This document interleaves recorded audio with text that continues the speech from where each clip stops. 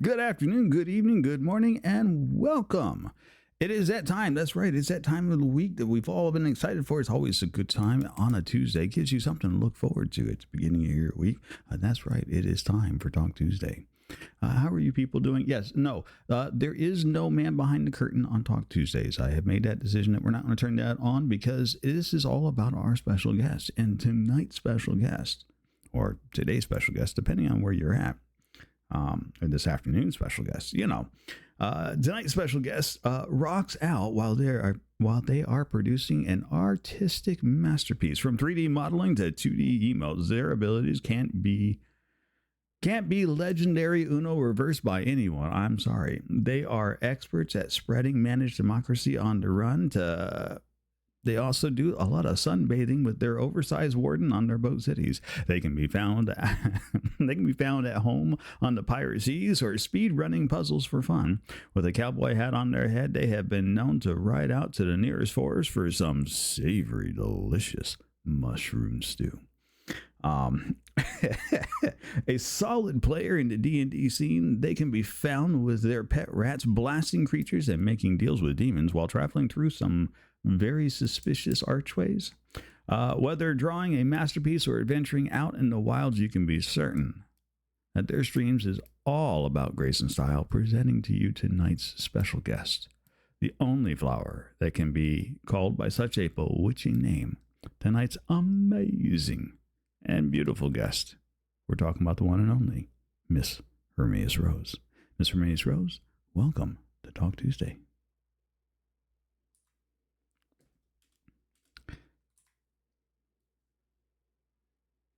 It helps if I hit all the right buttons.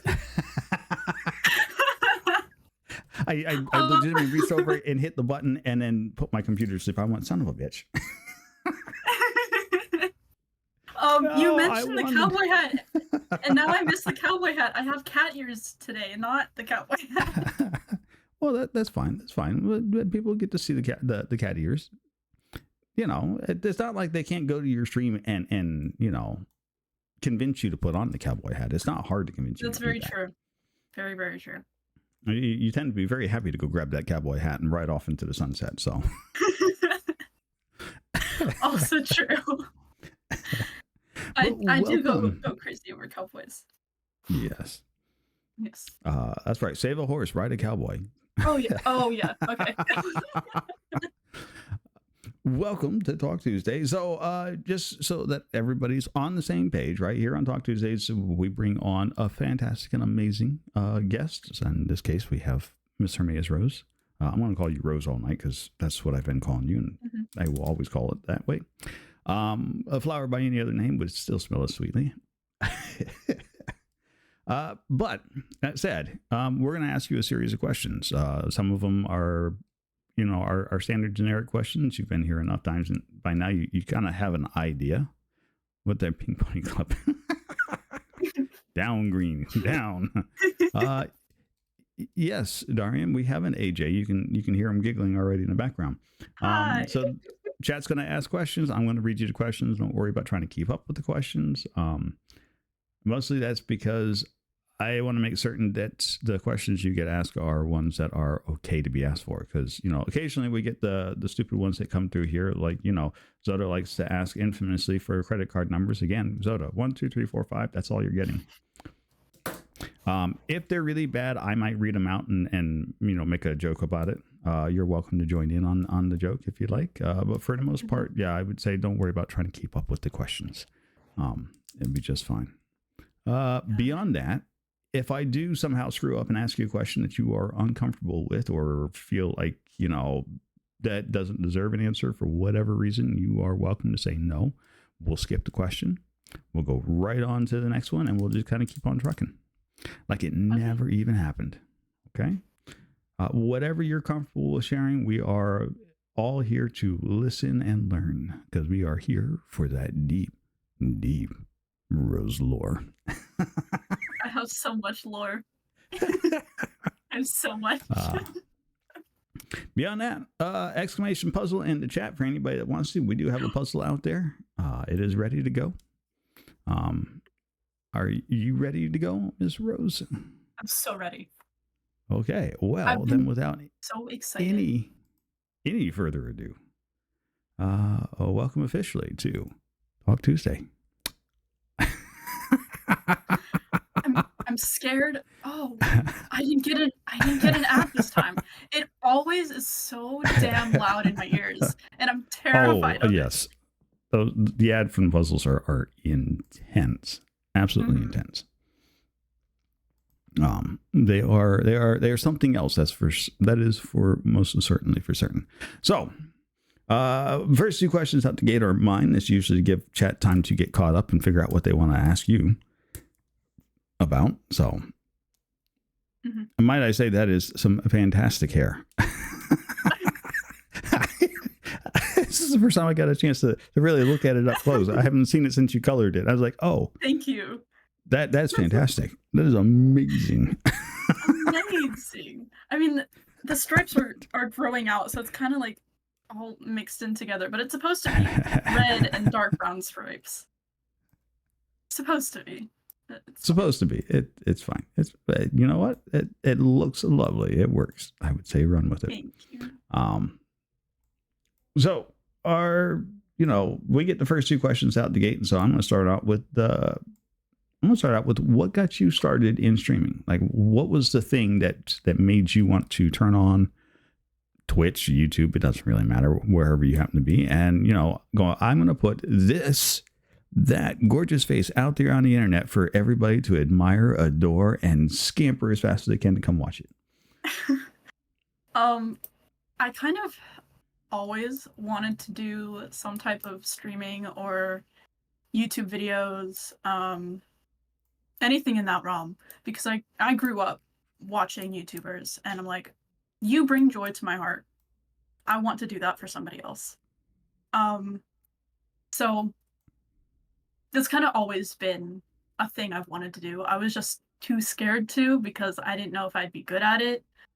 And if, like, in streaming specifically, I am usually a shy person. I've surprisingly grown out of that this last year or so. But I was scared too. And then I just decided, fuck it. I'm gonna do it anyway. And that's it. That is fantastic. We're going to take a brief 30-second pause right here because Aqua just showed up, and I have been waiting for Aqua to show up. I had one thing that I had worked on strictly for them, and so apparently we get to debut it on Your Talk Tuesday. Fun. Ooh, it's gonna be fun. So hang on one second. Where is it at? It's in here somewhere. There it is.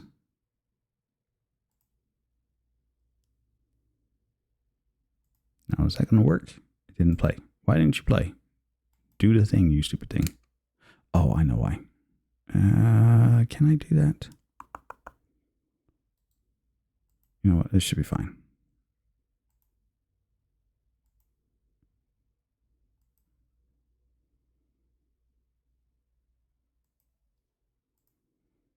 There we go.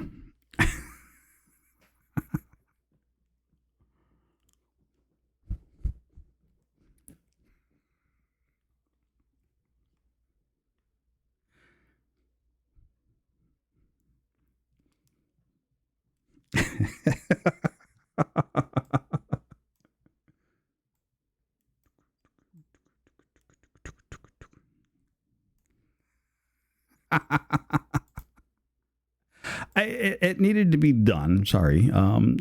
Aqua did my logo up there that we've been using for a little while now. Yeah. Not so much tech difficulties. It's the fact that I turned off a section of my bot so that I wouldn't get interrupted by things, and so by turning that off, the bot actually does what it says, what it's supposed to do. Mm-hmm. It ignores my request to do something I told it not to do. So good job, bot. And also, it was very nice. 10 out of 10. Is it lovely? Yes. Yes. Aqua's fantastic. We like an Aqua. In fact, I believe you and Aqua get together periodically as well, if I'm not mistaken. We talk. Yeah, we talk sometimes. It's always a delight. seeing them in chat. Yes. And not just on social media as well. So you just decided on the whim, just like, I'm going to get out there and I'm going to be amazing at streaming. And so you became a streamer, and you've turned into this fantastic success overnight, it seems. No. You must share with us your magnificent talent on that. Literally all I do is, okay, so I used to have actual panic attacks about doing it, but it didn't stop me from wanting to continue. So, I continued doing it. And now I go in with, I'm going to be myself, and if people like me, great. If people don't, well, that sucks for them. And they don't have to be there. I was going to say, what's not to like? I mean, you'd be surprised. Yeah, I'm so glad I've started streaming because I've met so many cool people, including you. And it's just flattery will get you everywhere around here. I'm not trying to flatter you. I'm telling the truth. I lost my train of thought. Yes. Cha-ching, my job's done. All right. How rude. It's gonna happen a lot today. I'm gonna lose my train of thought like every 2 seconds, especially because I'm working on a puzzle. I considered not doing the puzzle today because I didn't want to be too distracted by it. But I had all of AJ's secret weaknesses lined up ahead of time. You just don't know. So the name Hermaeus Rose, how'd you come up with that? Skyrim. Skyrim, yeah. Both parts. Hermaeus Mora and then Sanguine Rose. Those were my two favorite, I don't know the word, like aspects to the game. Skyrim was one of the first video games that I truly allowed myself to enjoy. And this is going to sound depressing, but like growing up, I watched my brother and my dad play video games and I felt like I wasn't allowed to. So I just didn't. But I've always loved video games, and they've always interested me and fascinated me. Like how do you make them and what goes into the process, whatever. That's how I segue into 3D modeling. But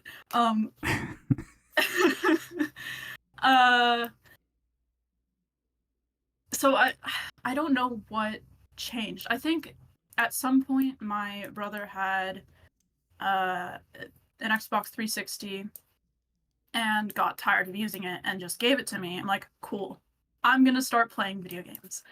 And I think Skyrim was one of the first ever that I played just to play and have fun, and I quite literally fell in love with video games as a whole thanks to it.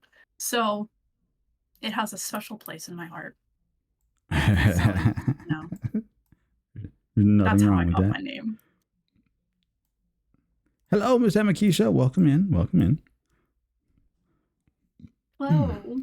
I haven't said hi to everybody in chat yet, but hi. Yes. Say hi. They're all here for you. Fan club is all here. We're all sitting, basking in the awesomeness, the amazing Hermaeus Rose. Amazing. It's become such a thing in this apartment. If I say it, Percy says it. If Percy says it, I say it. If you say it, I say it. I haven't figured out why, but okay. It's just, I don't know. It's just a thing. It happens.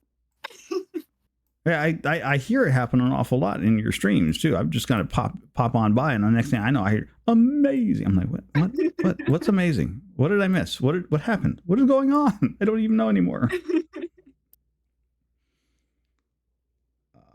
It happens a lot, but as you say, it's fine. It's fine. It's perfectly fine. This background is not fine. This background is killing me. I turned it black, and this puzzle has a bunch of black in it, and so now it's like really hard to see. Oh, God, no. I went for like Can I get a nice like Sort light of dark gray? grayish blue. Uh, I try to stay away from grays um yeah, and blacks because it's it, there's so many pieces that have those colors in it. it's better. Amazing. Amazing. Like I said, I have to say it. If I don't say it, something feels wrong. Yo, Dewey, thank you for the lurk while you're at work, my friend. Uh, Previous guest star here on Talk Tuesday.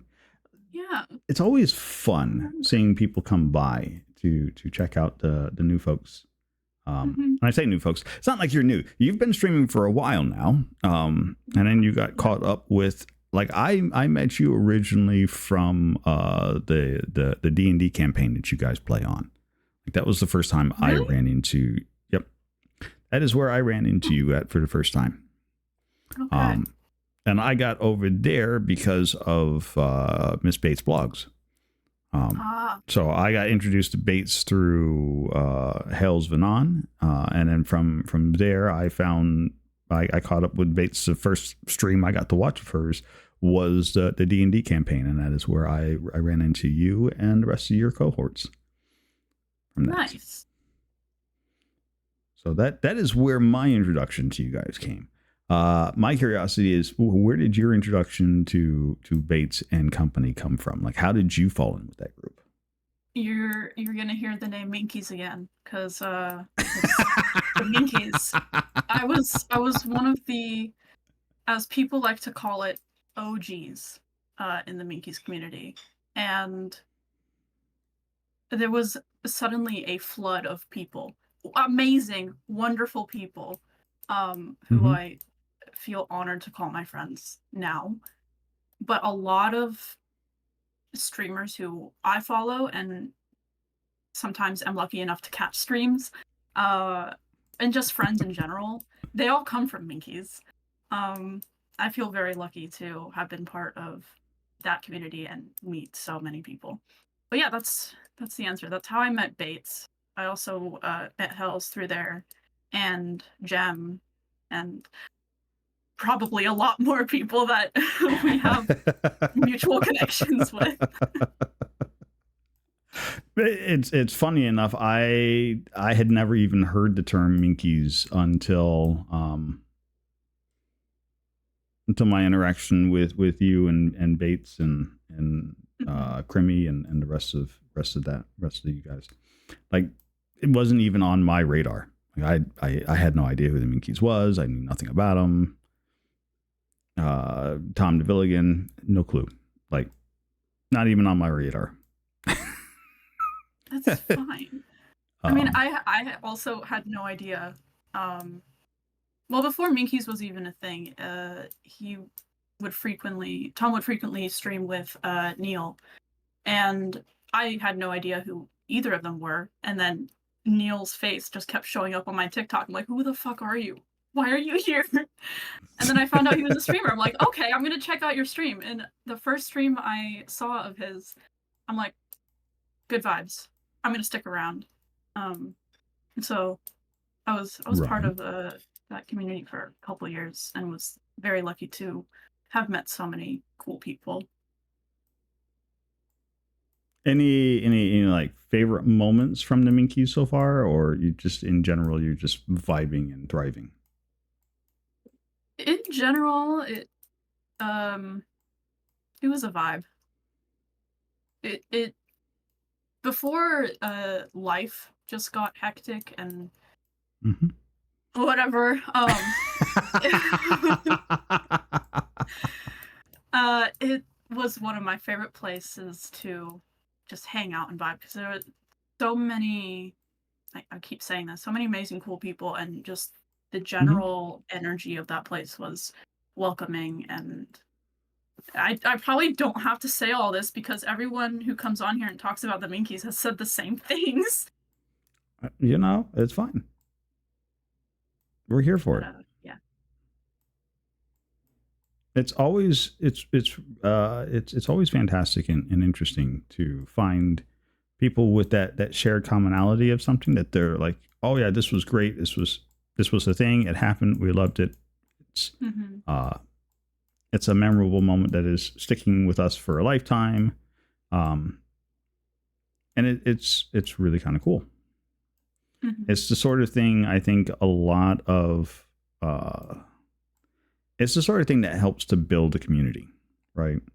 If you're trying to build up your group of people, your community, as it were, you want these moments where you have these memorable sessions that occur that, oh yeah, they click, and it just keeps around. It keeps you coming back for more because it's that moment that you have that shared sense. It's kind of how families are born. It's kind of that's ultimately how communities are brought together. Is that sharedness, which is really kind of fantastic. And so talk about that shared commonality. Talk about the fact that you fell in love with this group for whatever. Brag about them. We're going to hear about from every Minkies that come through here, and I will always sit down and listen to it because it's inspiring. It's absolutely fantastic and fabulous. And if the people responsible for building, putting together, and maintaining that community ever listens to this, well, then it's a tribute to them, and it lets them know that yes, you are indeed doing amazing. Amazing. Oh,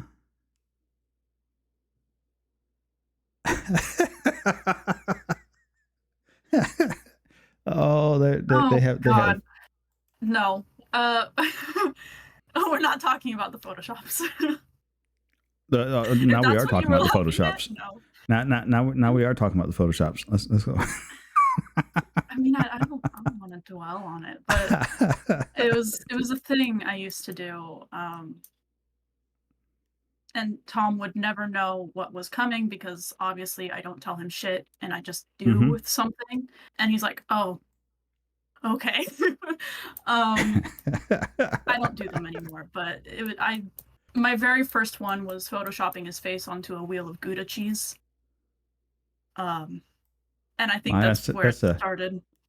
He made the mistake. Gouda cheese.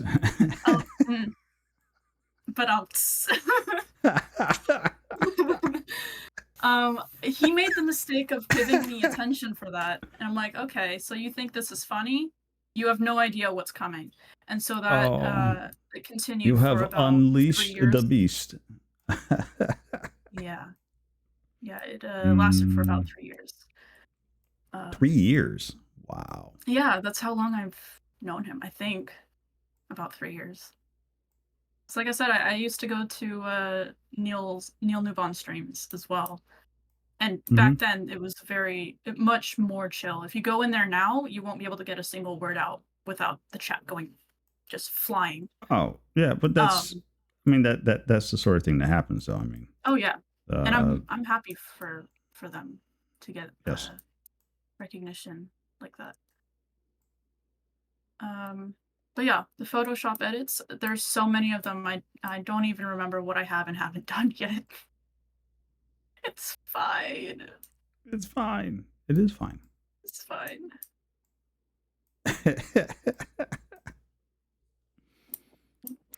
And by the way, just because you are now on here, don't start yelling at me because I start swiping your pieces.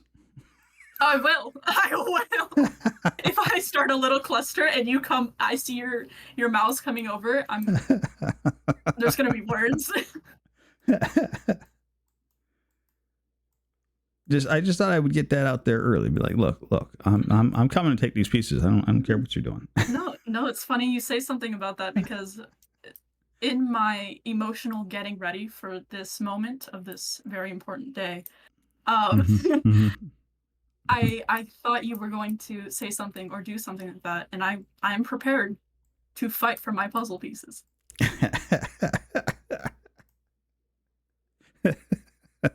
It's a good.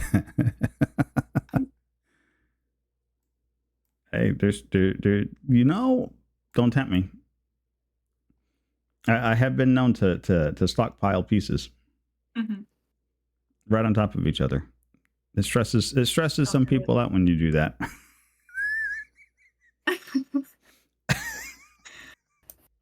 I I'm just mean, saying. yeah, I understand how people could be stressed out about that. Darian HTV would like to know and says, "Hey, how do you feel Hey. about Edward Cullen?" Oh, I'm so glad you asked. So, we're here for lore, so you're gonna get lore. Oh, this has got I a story behind it. I'm waiting for this one. Let's I unpack this have baggage. Let's go. uh-huh. I've always loved the Twilight movies. When I was younger, I thought they were the greatest cinema ever. As I got older, I recognized how shit they are, but the love for them never went away. So I regularly still do binge watches, and Percy and I have started watching them together. If we do one movie, we have to do them all. And if we don't do them all, we're like, oh my god, there's something missing in our lives. Um, so when I first saw the movies, I'm like, okay, I don't really understand the Team Edward versus Team Jacob thing, but okay. And then a couple years passed, and when I say I've watched this movie probably over 1,000 times, I mean Mm-hmm. it. Mm-hmm. And it's not just the first movie; it's the entire series. I've never read the books though, so that's kind of loser behavior. That's on me. That's fine. Uh, but Edward, I was never really into him. I was more into his father. I'm, I'm a Team Carlisle person, but Daddy, if I yes. can't, please, if I can't have Carlisle, I'll take Edward. I think the relationship he has with Bella is so fucking toxic, but I stand. Also, my allergies have decided to choose this day to come back. So, rest in peace, me. To be fair, I have never read the Twilight books. B, I went to see the Twilight movie in the theaters and walked out after about 10 minutes. That's So understandable. I've never watched any of the movies beyond the first 10 minutes of the very first movie. And so it's an acquired taste. Yeah. Okay. You either hate them or you see the beauty in the awfulness. Stinky fish is an acquired taste. That there's no acquiring that taste. So am I just broken? Am I broken, and that's why I love them so much? No, not one bit. No, look. First off, we don't yuck anybody's yum around here. So you know, if you're good with that, you're enjoying it, then by all means, go enjoy it. Me personally, I'm not. Help yourself. I think it's such a shame. I think you're missing out on a lot. Yeah. Do you know what? I probably missed out on an awful lot of things. I think they would be all right. Good with that. I'm good. It's perfectly fine. I don't feel like I'm going to miss it too much. I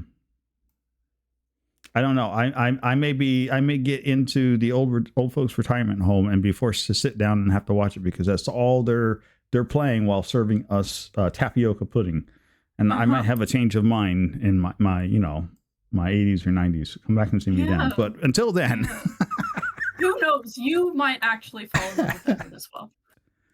No. Or no, not your type. No, not my type. Unfortunately, no, not my type.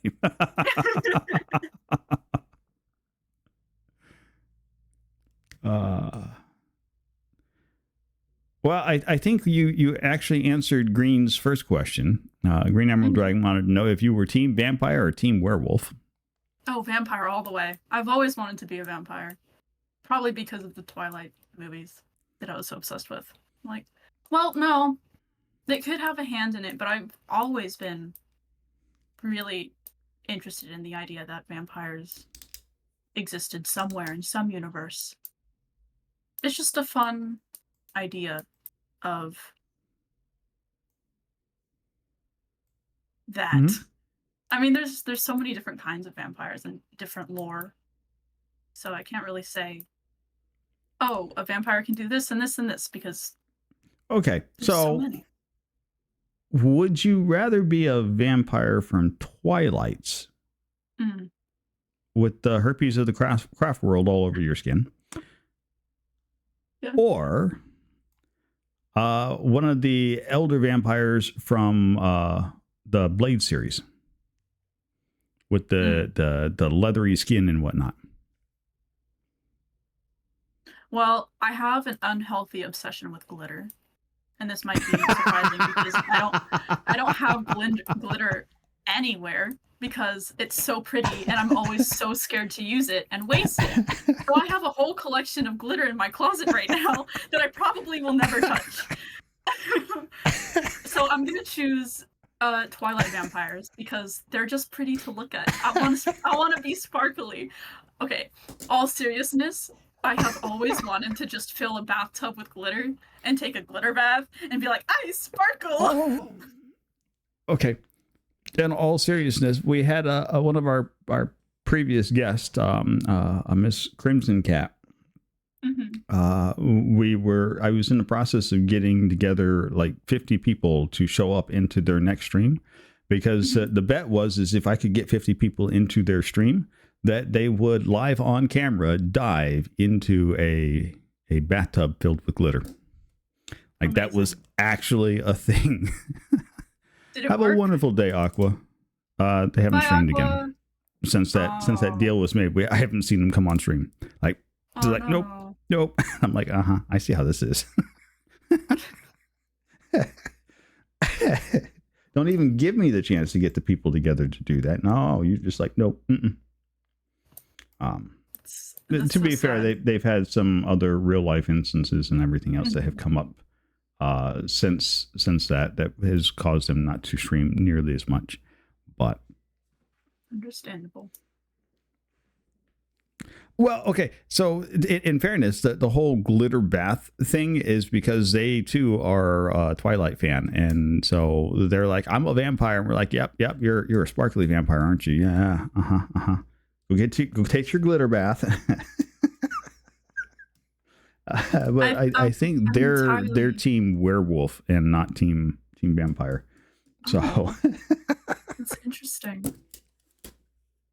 I'm entirely sure though. One day I'm just gonna say fuck it and do the glitter bath just to see what it's like.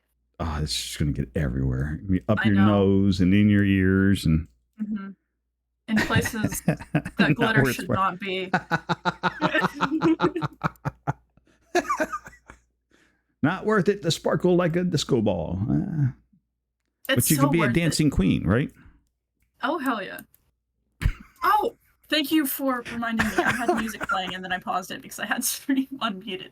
Thank you for reminding me. Oh, that's coming from my You're phone. fine. Don't do that.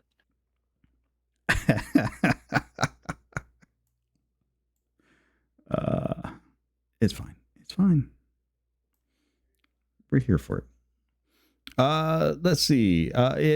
So Green would like to know if you were isekai'd to a world Oh. of swords and magic, and you got 5 gifts or skills, what would you choose and why?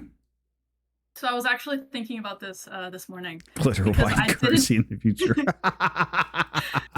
I didn't write any of my answers down, but I Mhm. did refresh my memory of what I wanted. So first one is ability to shapeshift. I've always wanted to do that. In addition to always wanting to be a vampire, I've always wanted to shapeshift because you can do so much with shapeshifting. You can turn into something that can fly. You can turn into something that can go into the deep, deep ocean. What are you laughing at? Percy came in chat. The McFucking smoke detector is Oh. beeping again. About the same time I read Speaking that, of, the thing beeped in the background. I could hear it beep. I'm like, son of a bitch. I'm so sorry. I didn't realize you could hear it. You're fine. I can hear it because I saw that and I started listening for it, but you can't. You honestly can't hear it unless you're paying attention for it. Okay, good. Well, I'm sorry to anyone who can possibly hear it, and if it gets annoying, There's nothing we can do. Apparently, somebody came in while we were sleeping and fixed it, but it's not fixed because it's still happening. We were woken up this morning at 7 a.m., just jolted out of our sleep Mm-hmm. because of a fire alarm, and we were just about to leave the area and get to safety in case this was not a joke.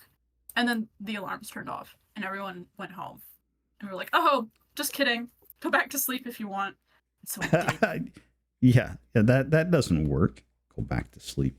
You just blared Mhm. It 48 scared the decibel shit out sound of me. blast in my ear. I was in a deep sleep. I passed the fuck out last night, and I was in a deep sleep. I Hmm. thought the world was ending, to be honest. Yeah, I can believe that. My God. So you have one of those building wide fire alarm systems, Yeah. and they periodically come through and test them. Oh my Um, God, yeah. We had a day where the alarms were just broken and they went off like 12 different times throughout the night. yeah, It was I'd, horrible. I'd I'd be shooting somebody. Hmm. That's it. That's it. What were I'm we coming for talking you, about? Sarah. Oh, I... it's a great question. So shape shifting because the ocean, I fucking love the ocean. I love the sky. I love space. If I could like Mhm. shapeshift into something that could survive the cold suction thing of the outer space, oh my God, I would be there in a heartbeat. The Um, vacuum of space. Vacuum of space. Um, and then also the ocean. Like I want to go in the ocean deep, deep, deep. So that's one. Hmm. Yes, the Oh, tardigrades. I feel like if you turned yourself into a tardigrade, though, that would take a very long time to get anywhere in the vastness of space. Also, it would be also worth noting that as a tardigrade in space, you would just be a little ball of minuscule smuts floating around. You actually not getting control over how you maneuver through space. Fun facts. well, I love fun facts. Thank you. I only know this because I was reading an article about they were doing research on tardigrades and how we were going to use some of the learnings that we were getting from those guys to figure out how to do long distance space travel through um,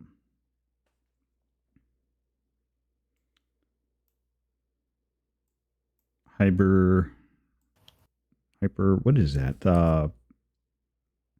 I am came yeah, word's gone today. It's okay. Um, Words are often not present in my brain, and I have to work so hard to get them into my brain. It's fine. hibernation. That's the word I was looking for. Hibernation. Hibernation.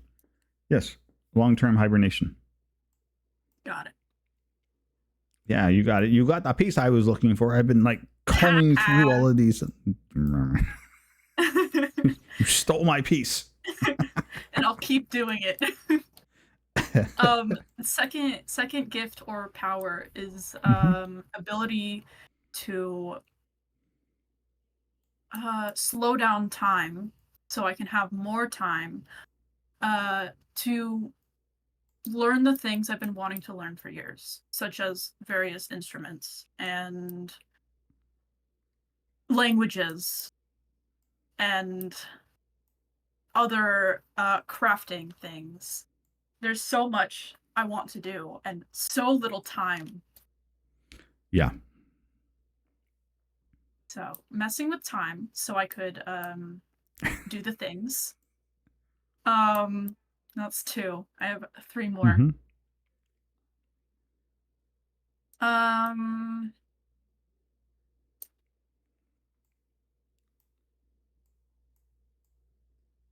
oh well, That's I right. used to Talk be Tuesdays. Come here for a dinner and a movie. oh hell yeah.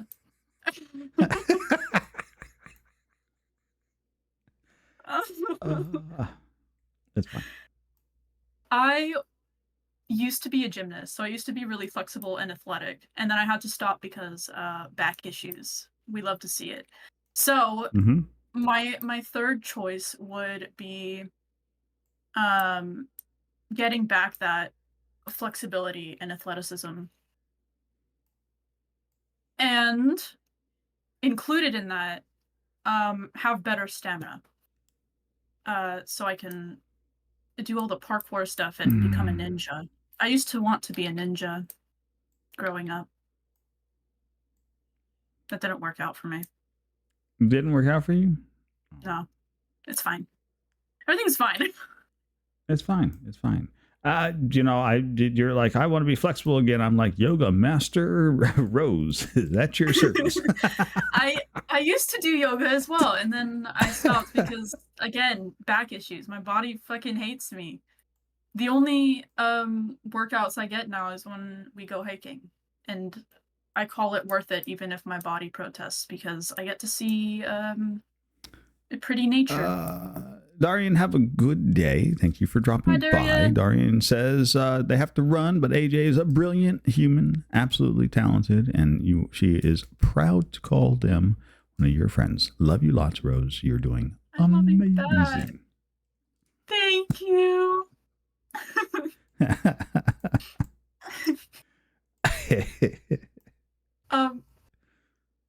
So Keep it up, folks. We're going to get her about as red as her hair is. No, shut up. That's not allowed. I have to put this on the board before you steal it. Get it? No! No, give it back! I swear to God, Dory, please. I've been working so hard on it.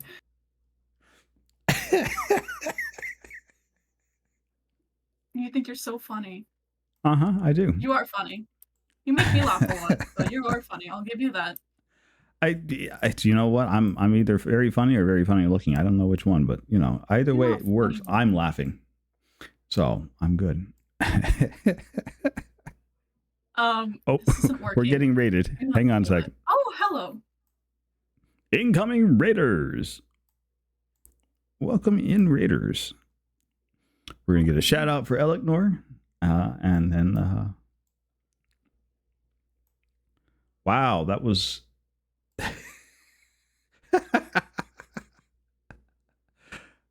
That was a yell there, Elecnor.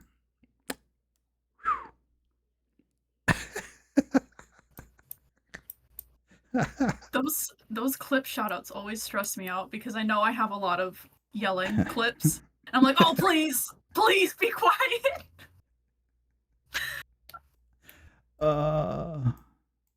Yeah, my concerns always when a clip shout out plays is what bit of stupid me is somebody going to get, or am I going to be laughing like a maniac in this one? It's usually me laughing like a maniac more often than not, which I'm kind of thankful for. But welcome in, Elecnor. Welcome in. You guys are just in time. Welcome to Talk Tuesday, where we sit around and we have wonderful conversations. We do some puzzles, exclamation puzzle in the chat. We'll get you a link to this puzzle if you care to join in on the puzzle. We are sitting down with a Hermaeus Rose, learning all about this fantastic streamer. If you have questions, there is a single point channel redeem out there that you can ask them all kinds of questions, and we will see about getting them answered so you too can learn about this fabulous streamer and have a good time. Maybe make a new friend today. We love new friends. Please be my friend. Rose, we talked about this. Not that desperate. Slow it down just a little bit. Tone it down a little bit. Got it.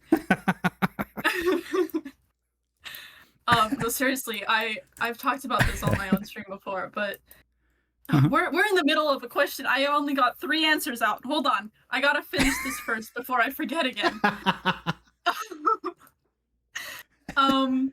Okay, so I did shape shifting, time stuff. Yep. Oh, what was the third one? Oh, athleticism and flexibility and whatever.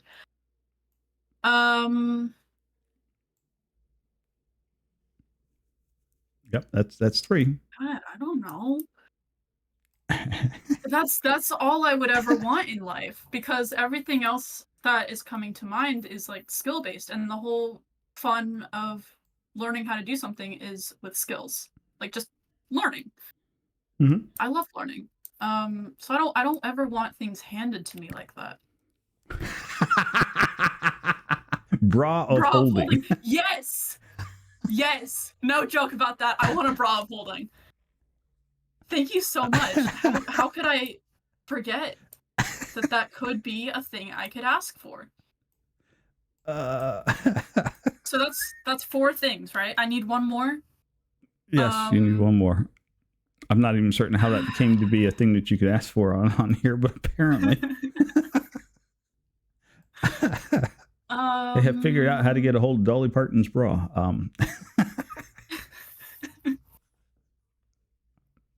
oh, I would like to speak with animals, just automatically, because that's not really a Automatically. skill that you can learn.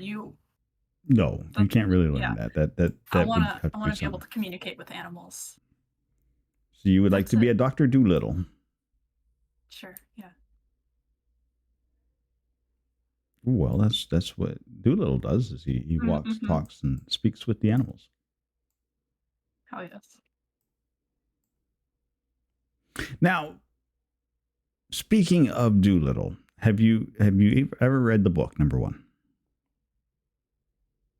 I have to be so honest with you, and this That this sounds is like a gonna show no. how uneducated and, I am. I don't know who you're talking about.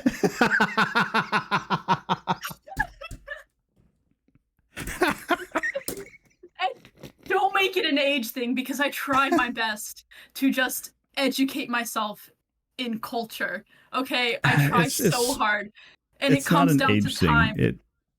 It's not an age thing. For starter, the book is just titled Doctor Doolittle, and he goes on Mhm. adventures. And Doctor Doolittle learns to speak with the animals. Like he is a human that spends all of his time around animals and learns to speak with them. So that would be one of those books that would say, no, you absolutely can learn to talk and walk and squawk with the animals.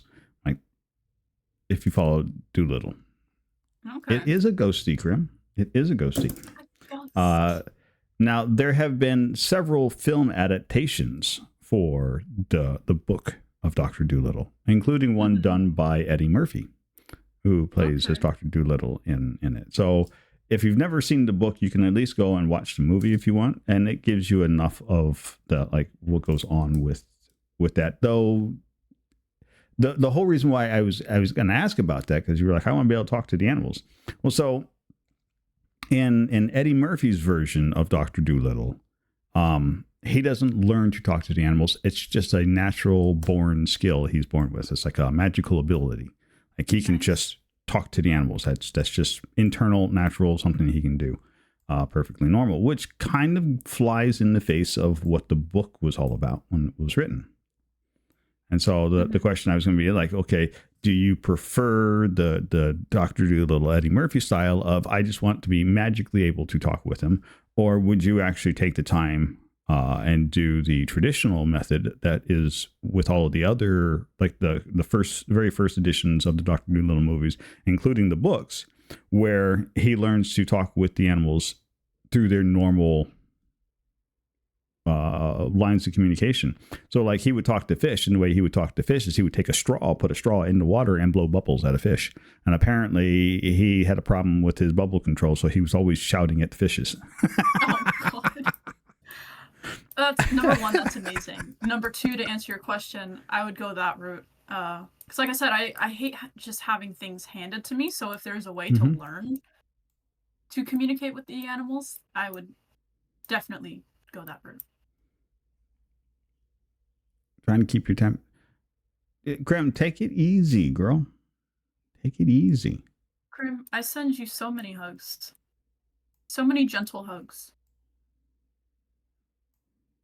I no screw gentle hugs. We're doing smash Okay, Grim hugs. squish. I mean, I don't. Smash.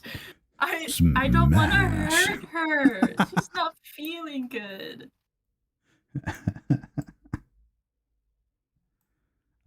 That aside, take it easy. Take it easy. Okay, so that's your 5, which is a fair 5. But yeah, if you ever, I think you can like YouTube the Eddie Murphy version of Dr. Dolittle, and even that one's good enough to give you an idea of what the book was kind of about, right? It's this guy who all he wants to do is treat animals. So he's basically a veterinarian, and he can talk to the animals, and so he becomes this world famous veterinarian where everybody brings him their animals because he always knows how to fix them. Oh, headaches do suck. I hate headaches. Yeah, fuck headaches. Bad smash the headaches. There's so many books that I want to read, and that's not. I mean, it's kind of a time constraint thing, but it's also focus. I struggle with focus so much, so I haven't read anything in like a year. And right. I miss it so much. I used to read a lot, but not anymore. Oh, I have to read all the time for my job. Well, have a good eep. Have good sleeps. Dream of me, wink, wink. My.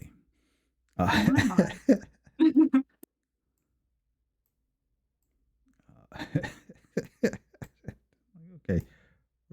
Right. Where were we at? Right. We got done with that question. Misfits of Mayhem would like to know, which mythical creature do you identify with? Which would be you, etc. Okay. When you say mythical creature, does that include cryptids? It's a mystical creature. Important. So that yes, the answer is yes. Always yes. Oh God. I think this is my first that's a good question. I don't know.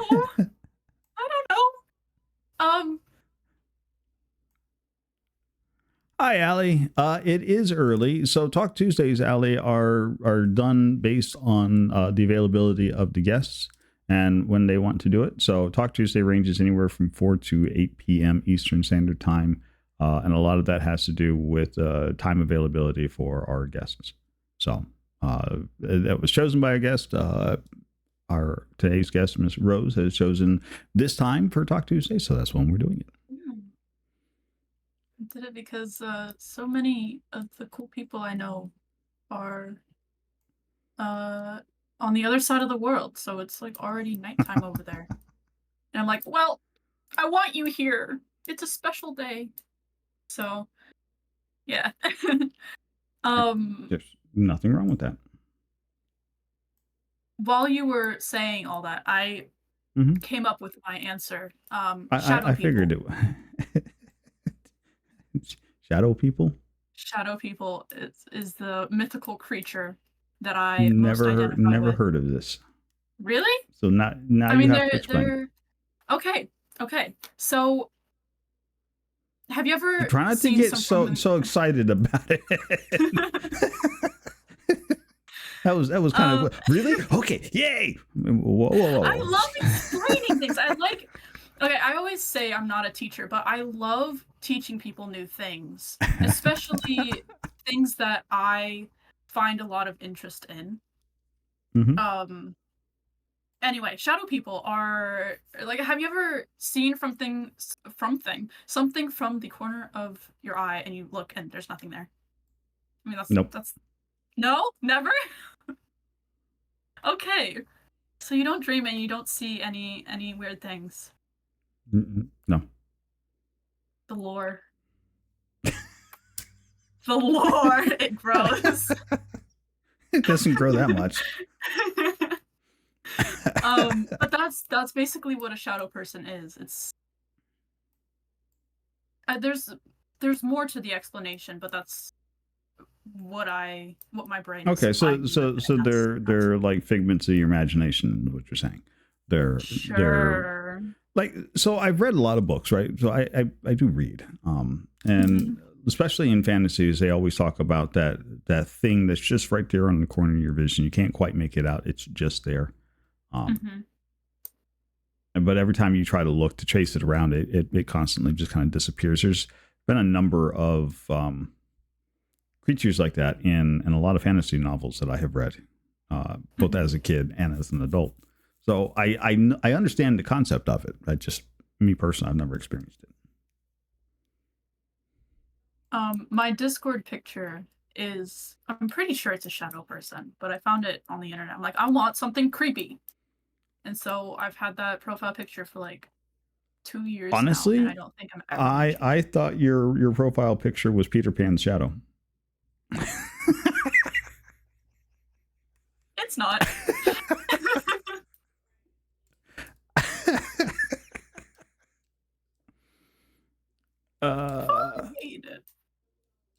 It's fine. It's fine. It's fine. Well, thank you for the lurk while you're on lunch. We're happy to have you lurking around. Orion! Orion! Hi, Orion. So nice to see you here. And happy lurking. Have good lunch. Actually, since I'm here, you have to say what lunch is. What are you having? That's important. I will never, ever allow someone to just be like, I'm eating food, and just not say what you're eating.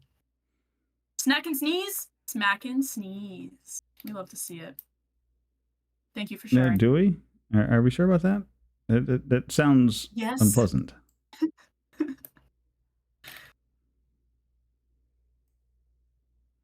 It's mac and cheese.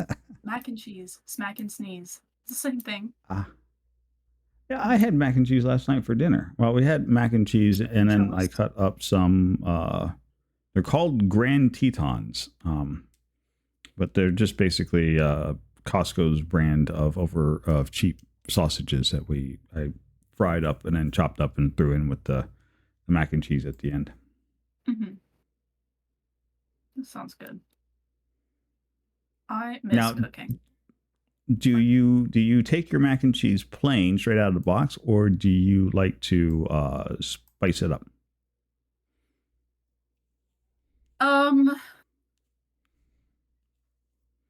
If I'm able to, if I have the right ingredients around, I like to spice it up. I mean, I used to like putting bacon in it, and then I stopped eating bacon so much, so breadcrumbs. I fucking love breadcrumbs in my mac and cheese. Oh, I get where the toast comes from. Toast your bread. If you didn't know, you gotta fucking toast your bread on your sandwiches. I will not accept any other answer. It doesn't have to be burnt toast. It just has to be a little bit toasted. Why would you want to desiccate your innards? That's just terrible. Wait, what? Toast is a natural absorbent. When you dry out bread like that, it seeks to want to absorb any liquid it comes in contact with. So when you toast your bread and then put your sandwich innards in there, all it's going to do is draw the moisture out of the innards of your sandwich. Okay, and then you so don't have toast anymore. Dry out my innards, and I'm like, what the fuck are you talking? This is sandwich innards, but it doesn't. I've never had an issue like that, and I don't just let my sandwich sit there and get all nasty. You toast the bread, put the stuff on. Oh, we've already had this discussion. I'm gonna say it again for anybody who doesn't know. Just toast the bread a little bit. Wait for it to cool off just enough so it doesn't warm up the insides or dry anything out, and then you have a nice crispy toast with your sandwich, and it's just enough to not be soggy.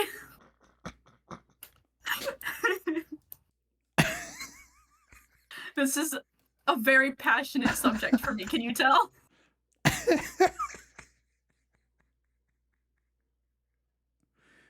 It's fine. It's fine. It's fine. Everything's fine. It is fine. Miss Emma Keisha would like to know, what is your biggest achievement in life so far?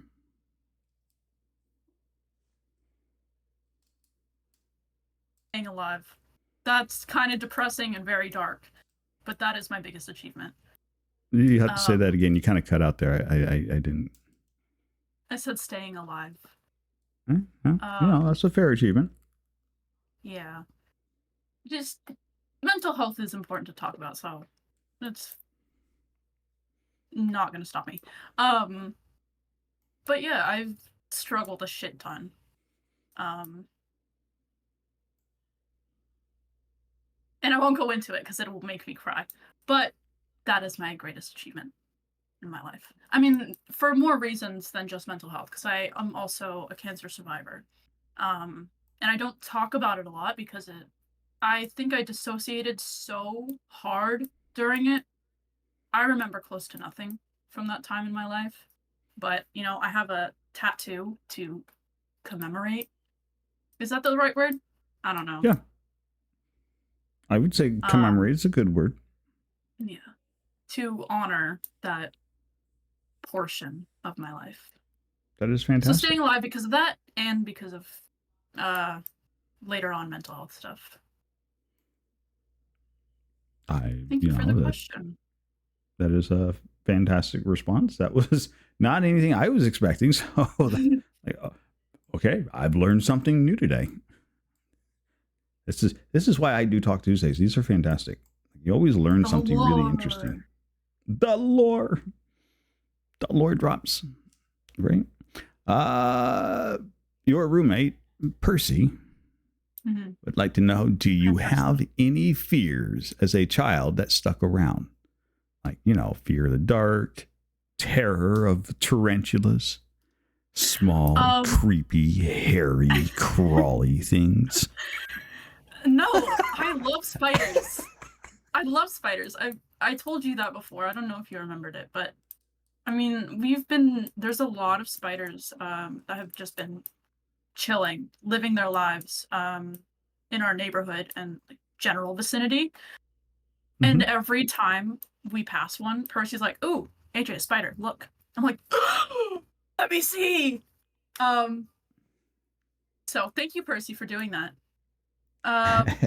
Fears, since we're already on kind of emotional subject, I'm going to keep it on a kind of emotional subject and say I have a severe fear of being alone.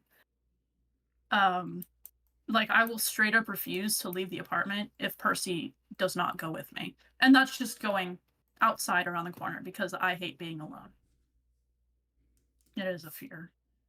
So I had that as a child, and that has stuck with me, unfortunately. Been trying to work on it. Compute. That's Mites and Totoro.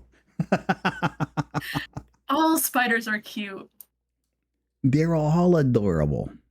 Until you find that spider that carries its entire baby squad on its back, and if you step on it and pick your foot up, it's like literally just a sea of like little baby spiders rushing out from it. It's like nightmare fuel.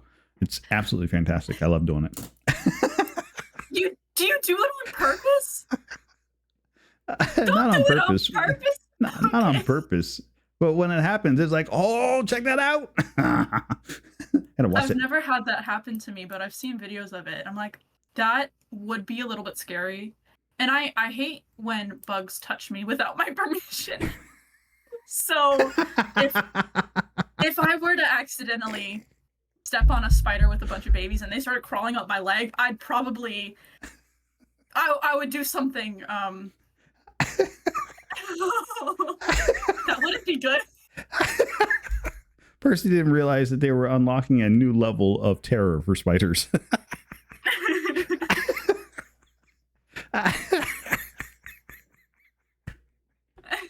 You're welcome, Percy. Welcome to Talk Tuesday with Nori and AJ. You come for lore and you leave with new unlocked fears. Achievement unlocked.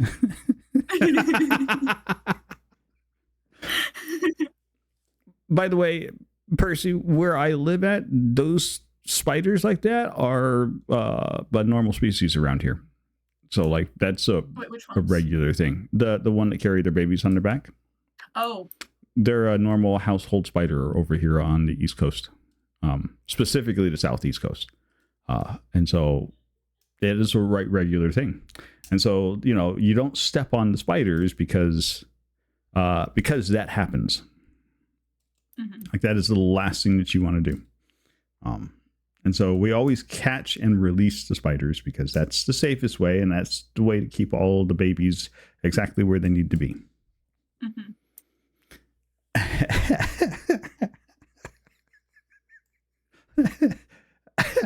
I somehow I just got this sense that Percy's going to be like looking to check the spiders next time before stepping on them. Be like, no, Percy, I hate to tell you this, but there might be a spider above you right now, or behind you, or just around you.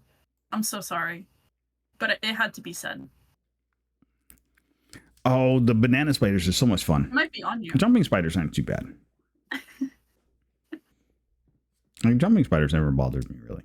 Banana spiders were always cool. The writing spiders, now those ones had such an absolutely fantastic webs. Growing up as a kid at my grandmother's house, we would go by and visit. She had bushes out front, and there was a writing spider that lived in that bush. And we'd come out in the mornings and just see the most fantastical web designs that this thing would just put out there. Never wrote anything. I was always upset. Love spider webs. But yeah, absolutely just glorious. Well, the story behind writing spiders, why they're called writing spiders, right? Nope. Explain.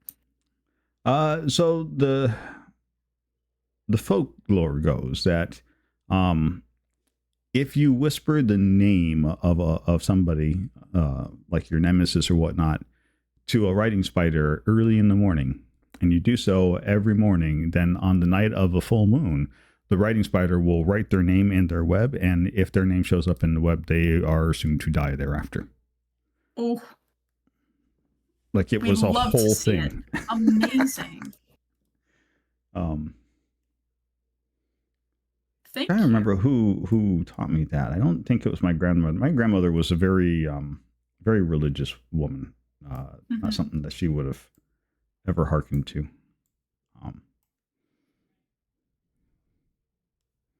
Rim shots. Beautiful, beautiful. Yeah, I go see the writing spiders all the time to help design my web pages.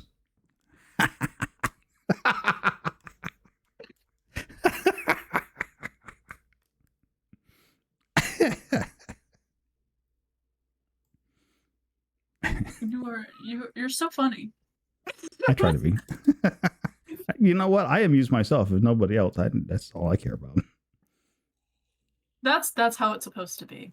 As long as you're having fun and you're amusing yourself, there's at least one person out there who's gonna laugh along with you. I say it this way. I'm usually always laughing, and either people are laughing at me or with me, in either which case, I don't care. They're still laughing. So I get a lot more laughs at me than I do with me, but that's all right. Life is good like that.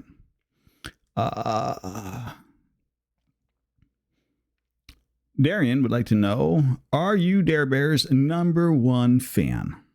Absolutely. I think the answer to that is... What do you mean? I beg to differ. I am Darian's number one fan. I will fight you. I'll fight you right now. Let's go. Let's go.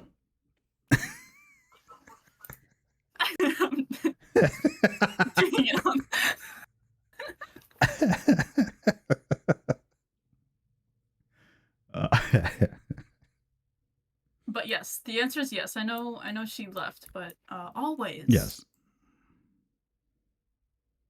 Always number one fan. Yeah, Dare Bear had to take off. Well, we'll have to test your number one fandom. How many channel points do you have on her channel? Okay. Rude. That hurts me because I'm not able to go to a lot of her streams, so I don't have a lot of channel points. And I hate just having people up without actually interacting because I like talking to people. I like listening to people. It's really fascinating to just sit back and listen to people talk.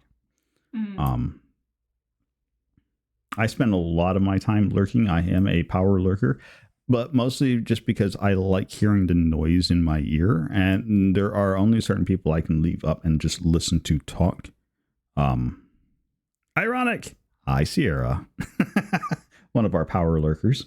Of course, I power lurk in their channel too. Again, they're fantastic people to listen to. and I like listening to people talk, the way they interact with other people.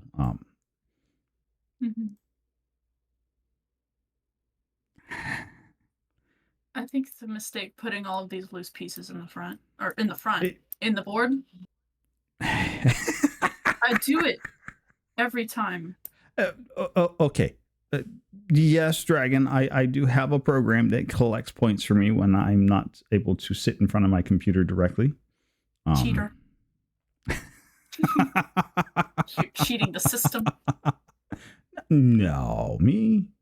Potentially. Never.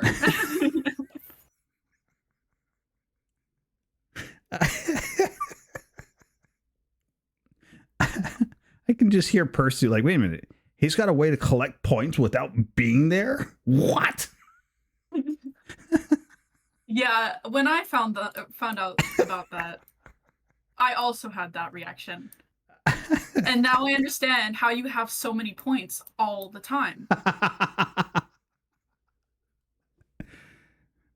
You can get a browser extension for that, Sierra, but you have to still be on the Twitch webpage to do so. I actually have a little executable program that I stick a list of streamers that I would like to collect points for. And I don't have to have the browser open for it. It just goes out there and pulls the points in for me. Because the trick for Twitch is all you have to do is actually just be logged into the chat. That's the way they give you the points. And so this little collector logs into the chat. Unlimited scream sound bites for baits. Yeah. Guys, help. What? Help. Please join the puzzle because Nori has 101. I only have 75. He can't win. I'm not even putting... I'm just kind of meandering about. What are you How did you get that many?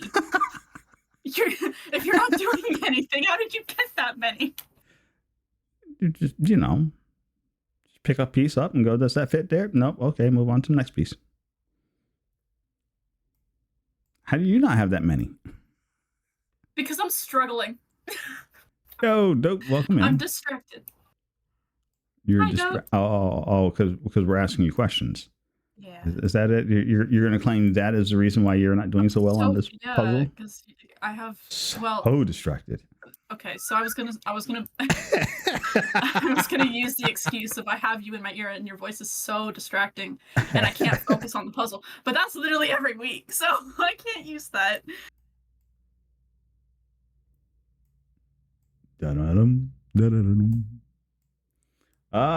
Okay. What else we got out here? Misfits of Mayhem would like to know, which is your favorite Twilight movie?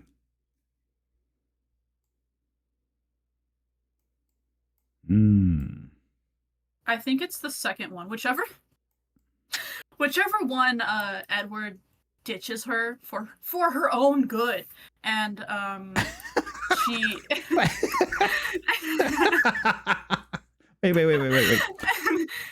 Girl, get lost. It's for your own good.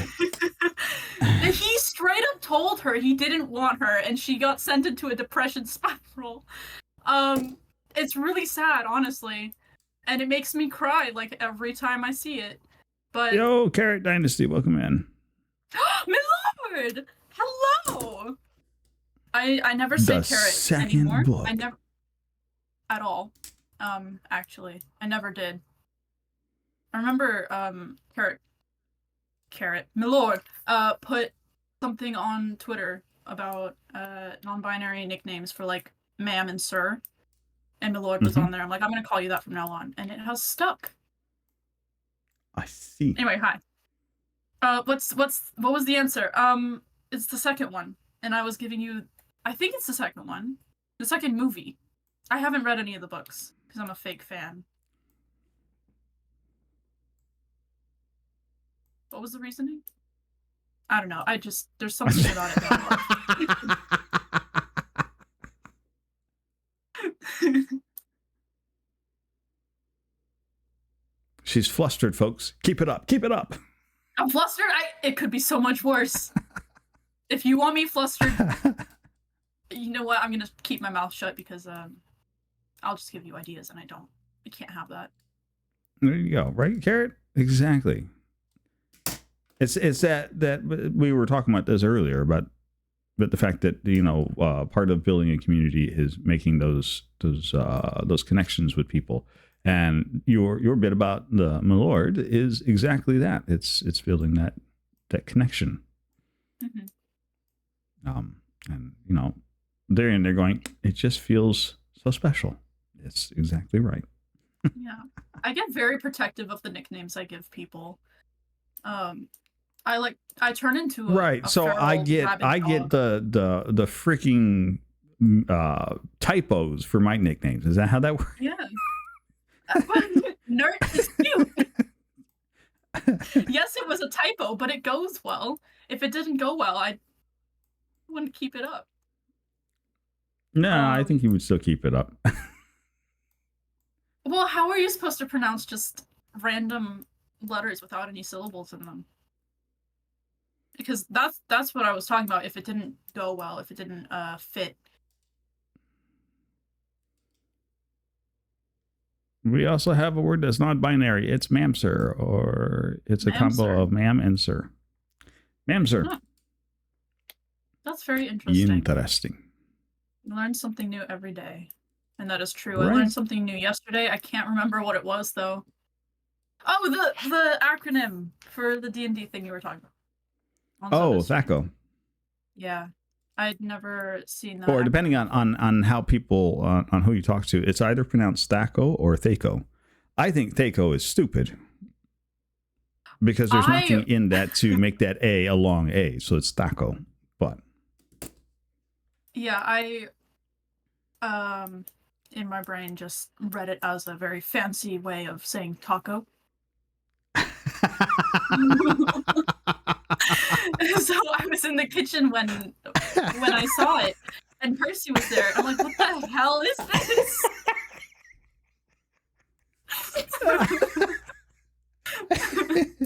I can just see it now. Some random AD&D are like, okay, time to roll. Let's see what you got. Can you hit that taco? Some Mexican dude just rolled over in his grave. What did they just say? No, not my tacos, senor, please. I'm so sorry. It might be fine. It's fine. Is it? On a scale of 1 to fine.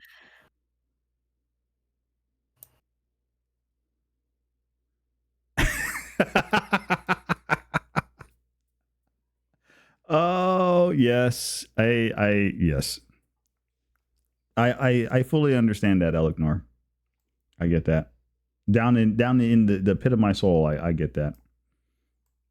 That was me yesterday trying to in Zoda's stream. We're like, yeah, that's it's okay. We got it. We're fine. It didn't crush our soul that much. Only just every bit of it. It's fine. Poor you. It'll be.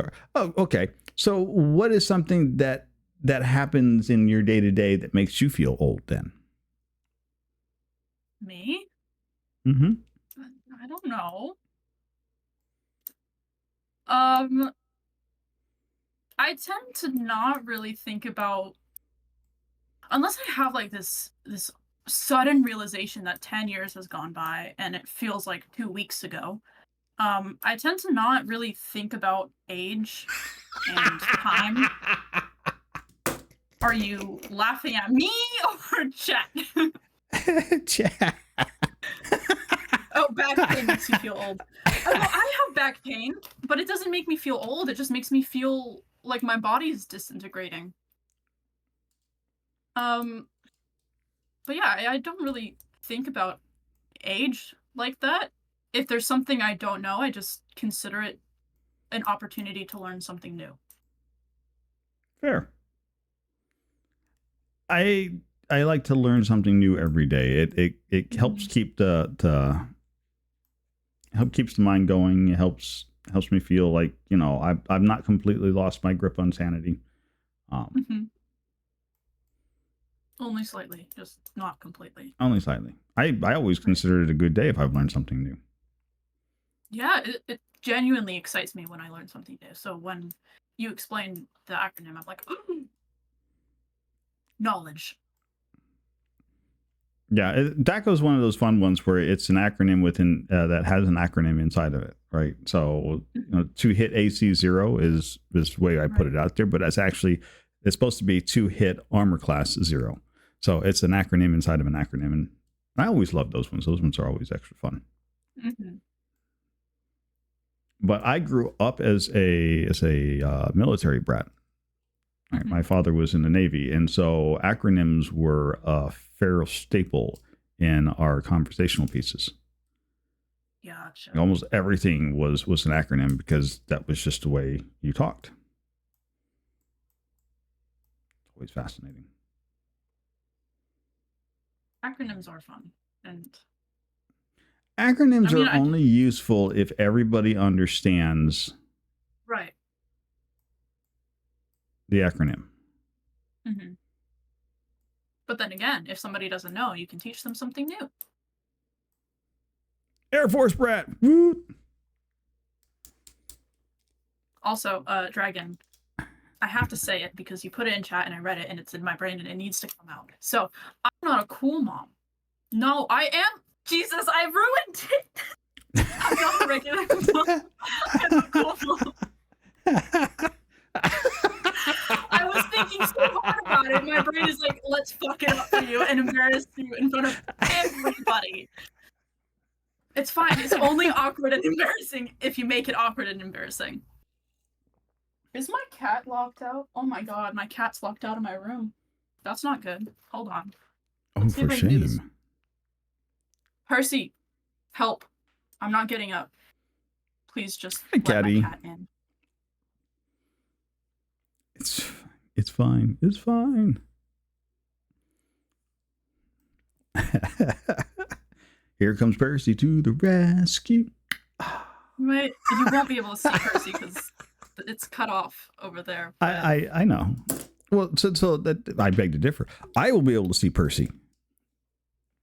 Oh, that's true. You will. Percy! Hi, Percy! Hi! We got a hand in the picture. We got a hand in the picture. It's all good. That is all Percy does exist. For the first, I don't know how long I was hanging out on your stream. That's all Percy ever was on your stream was a hand. Like you would see this hand just kind of sneak in out the camera frame, hand you a plate of something, and then disappear back into the ether. And I'm like, Percy's related to the thing. Mm-hmm. I love that. It's funny. I keep waiting for you to put like a cigar box on your thing so the person can just stick a hand out of it and.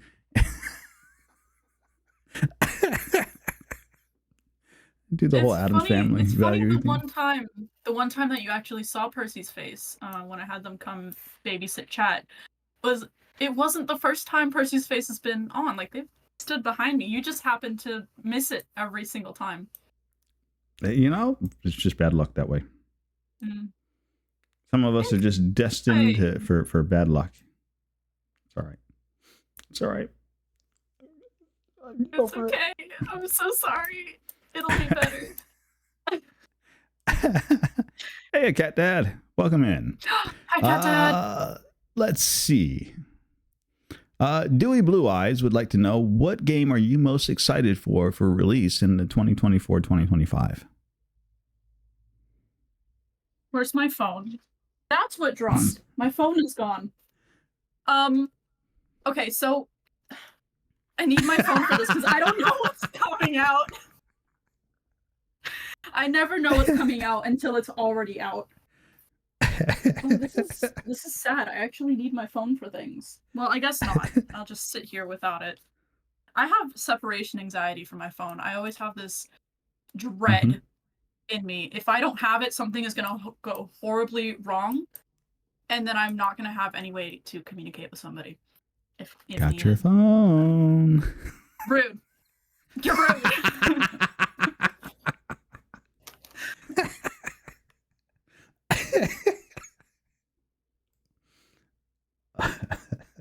So the answer is I don't know what's coming out, and I can't check. I'm so sorry. Nard, do you know what's coming out? Can you help me with this? That really kind of just depends on what you're looking on, what kind of game genre you're looking at. Like, there's a lot of games coming out that are. I'm not picky. I like most games. You know what? I'm gonna try to find my phone. Take care, Akane. Bye, Orion. We'll see you. We'll see you next time. Have a decent time at work. Enjoy your workday. I haven't found my phone yet. I don't think I will. It's fine. I don't need it. I need it a little bit.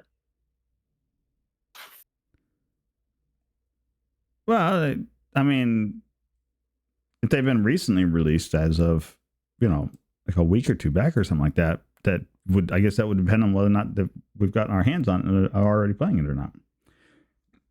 But I mean, I don't see why not.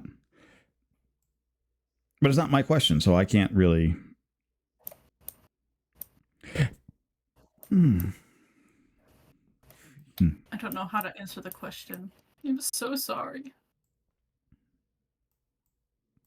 Well, then we will move on, and if you come up with an answer later on, when we will come back, we can circle back around to it. How about that? Okay. If you find your phone. I don't think I will. I think it got dropped into the vibe. The vibe? Well, the void is the vibe, but nobody can actually get dropped into the bra of holding. Yeah. And then I lost my bra of holding, so what was I gonna say? Oh, my phone is always on mute. So when I actually lose my phone, nobody can actually call me to help me find it. So fun fact, just some more lore about me. Well, there you go. Fascinating. And it's a black phone case too, and there's a lot of dark stuff on my floor right now because I'm messy as fuck. And it's probably blending in and I'm looking right at it, but I can't see it. It's not funny. It is funny. No. It's made all the funnier by your refusal to admit to it being funny. It's not funny. It's really, it's a little bit funny. It is very If funny. I say it's funny, then does it take away the No, we're already laughing about it. Okay. It's too late. Can't say it, can't hear it. Brilliant.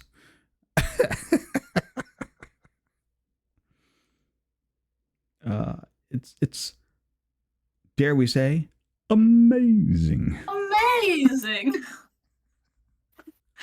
I think I like saying it so much because you say it in such a way that it makes the word fun. Before I met you and before I heard you say amazing, I didn't give a shit about that word. And now it's one of my favorite words ever. I am not even certain what spawned in that particular like, I was literally trying to come up with a way to sign off from my chats, because I didn't always sign off my chats that way. And I was literally sitting in a Starbucks line, just like going over, shouting different lines back and forth. And I get up to the checkout, and swipe my card and get my coffee cup and everything. And I looked right at the lady there. I'm like, continue to be the fantastic, fabulous, and amazing barista that I've ever seen. And they're like, oh, that's so sweet. I'm like, I like that. That's going in. It's a good way to test just on strangers and see if it makes them smile. When you get bad news with it, yeah, no, I would not do well giving bad. Fun fact, Cat Dad, I actually had to give regular bad news. So I used to be a paramedic on a back of the ambulance, and so we would give. We would have to give bad news, and a lot of the time we would have to give the bad news because we were showing up to the house, because generally speaking, when we dropped bad news, we were going to be picking up a new patient. So yeah, I don't like giving bad news. I suck at giving bad news. It's terrible. The last time I had to give bad news, it was we had just come from cleaning up the accident. It was a high school student who fell asleep while driving home, crossed over over the center line and went underneath of a tractor trailer. Died on impact. Luckily enough for him. So that was not pleasant. It was very sad. He had a very promising career as a basketball player. He was like one of the big superstars at the school.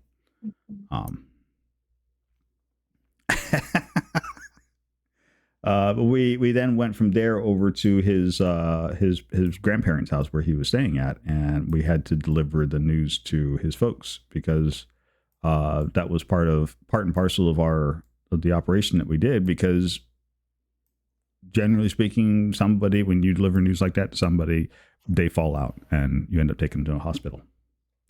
So, yep, I rolled up in there to tell Grandma and Grandpa that their grandchild that they had been raising passed away, and the reason why he passed away, and then turned around and had to take Grandma to the hospital because Grandma started having a heart attack. Oh my God. It's a very stressful job. I do not recommend it. But I have all the greatest respects for the people that can and do make a career out of it. Like, that is stressful. Stressful. Well, there's an emotional support cat for you. We love emotional support cats. All right. DM Cerberus Official would like to know, if you were to pick a D&D class and subclass, what would you feel fits you best? Fits me best. Mm-hmm. You need emotional support kitties. Kitty. Kitty on the screen, and we want to pet it. Kitty.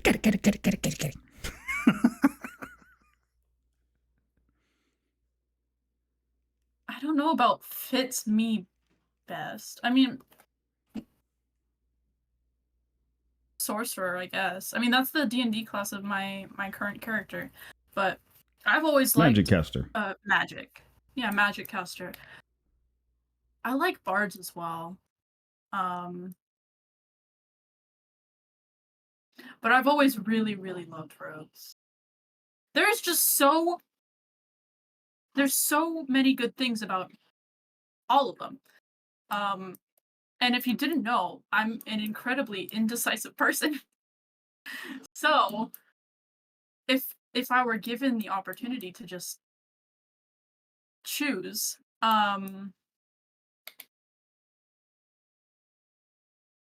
we could be here for hours. If I were like seriously sitting here and given the choice, we'd be here for a long time.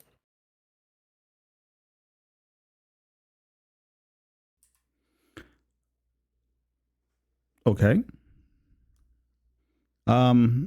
Well, I mean, the sorcerer works finger wiggling, but you got to remember. So sorcerers tend to be casters that cast on a whim, right? So they don't have a particular school of magic. I mean, they do, but like they don't go to school, so they just kind of instinctually throw out magic. Like, I feel very electrified. Shocking grasp. Come shake my hand. I'm the Joker, right? There are some ups and downs to that. Night, Miss Amakisha. Thank you for dropping by and visiting. Good night. There are some ups and downs to that because you're not classically trained as a sorcerer. You don't necessarily have a full repertoire of spells. Right. Yes, impulsive magic. I like to think of sorcerers as kind of like a jack of all, master of none. When it comes to spell casting, just because they can do whatever they instinctually feel like they want to do. However, they'll never be as like beefy and powerful as, say, a well-studied wizard who knows the formulas, learns all the somatic components and the verbal components and the ingredients that go with casting fireball, for example. Mm-hmm.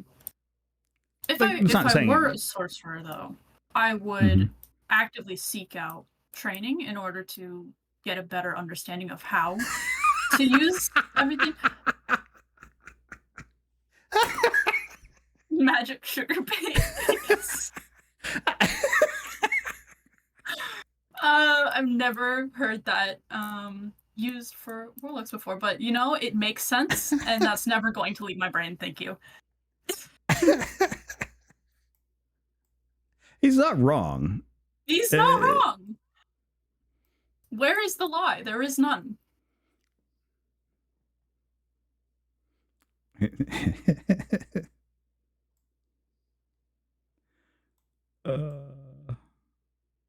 is the best way I've ever heard that put.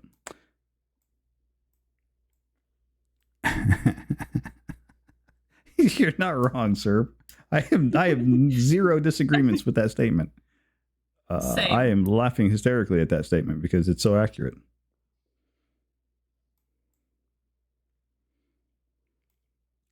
All of these. I hope I answered adequate enough. No, you're fine. See, that's the fun thing about these questions, right? So we dig through these questions and we ask and whatnot. The answer, there is never a wrong answer, right? The answer is the answer that you give, right, wrong, indifferent. There's never really a wrong answer. It is because all of these are, opinion based. They're your opinions. They're facts and tidbits of lore about you. And we are getting a chance to learn them. So, yeah, let's do the thing that I learned last week. Vacuum. Wow. I find it interesting. It doesn't actually pick up any of these pieces that were on the inside. Yeah. So, secret sheet. Don't want it moved, just throw it in the middle. Aha.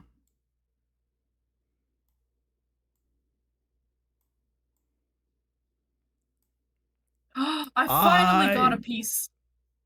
Sorry, I got really excited there.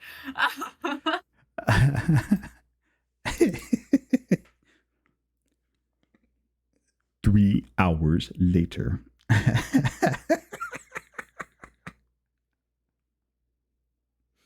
I love puzzles. Did you know that I love puzzles? Yes, since you come to a lot of the Talk Tuesdays just to do the puzzles. Okay, you keep saying that. It makes me seem like a bad person. Like I don't give a shit about the guests, but I do. I'm always excited about the guests. I did not say you didn't give a shit about the guests. Did you hear me say she doesn't give a shit about the guests? No, I say you come to Talk Tuesday for the puzzles, which you do come here for the puzzles. Yes. You have said it on your own stream. Talk Tuesday, and I can do puzzles. And you get excited about the puzzles. But you I'm ask also questions excited about and the you learn people. about the guest. But let's be real, you were excited for the puzzles. A little bit. Just yeah. Ahoy, hoip, hoip, right? Exactly. Wheat Brownies would like to know top your favorite video game dragon. Ooh, that's a new question. Did you say a number or just top No. video game dragon? Favorite, Just number he one put in favorite? favorite video game dragon. I was reading two questions. They're stacked on top of each other. Favorite He just video wants game to know dragon. favorite video game Mm. dragon. Mm-hmm. Well, Mm-hmm. we're going back to Skyrim because again, Skyrim was like the first ever game that I really played and enjoyed and got myself attached to. So, Parthenax. Hey guys, if you didn't know, Also, she's a Skyrim fanatic.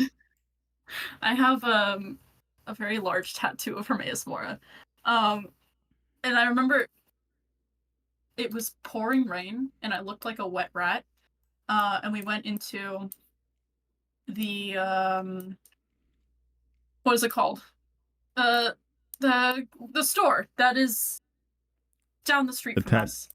The tattoo parlor. No, the food market. It's like a small market, little food shop thing. Okay. Why am I struggling with words? It's fine. It happens. It's perfectly fine. There's nothing to be concerned about. Uh-huh. Anyway, I was in line and I did not want to be there. So I was not prepared to interact with people aside from, standing in line and paying for my food. And I was wearing, I think it was a tank top or I had short sleeve rolled up and someone saw my tattoo and complimented me on it. And my brain short circuited just a little bit.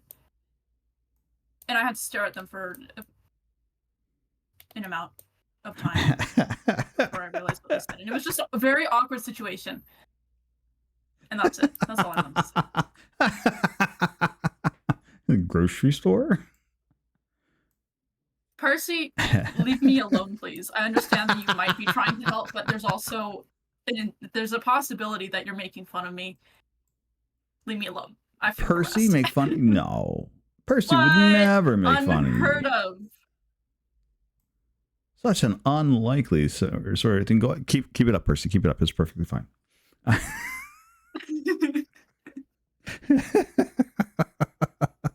Never, right? Exactly. Not Percy. No. What?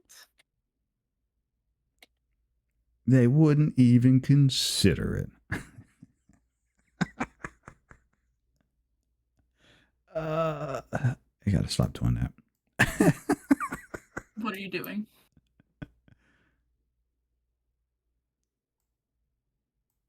I'm not doing anything. You made me nervous. Why do I make you nervous? Because you came close to where I was I'm not doing anything. That's the second time I've picked that piece up. I know I picked that piece up before. I'm like, it doesn't go anywhere.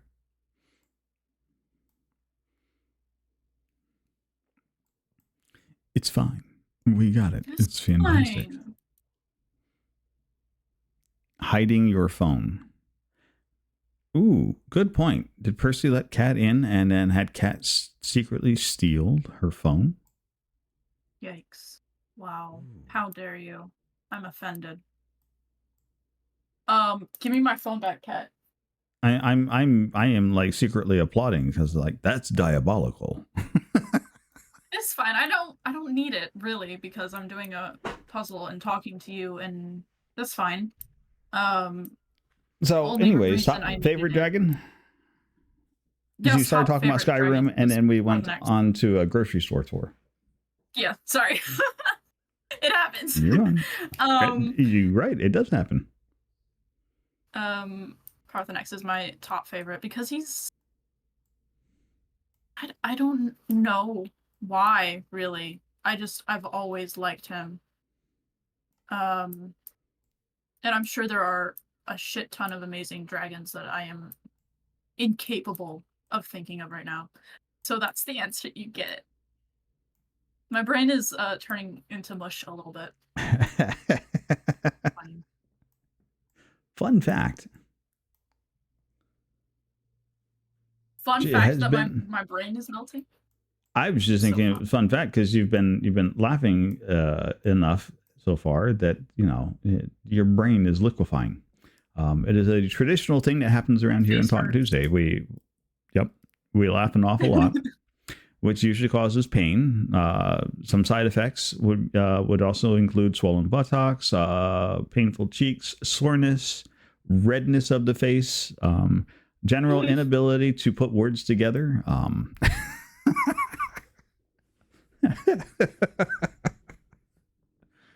Right. I'm fine. stuck on the first thing you said. It's fine. It's fine. It's fine.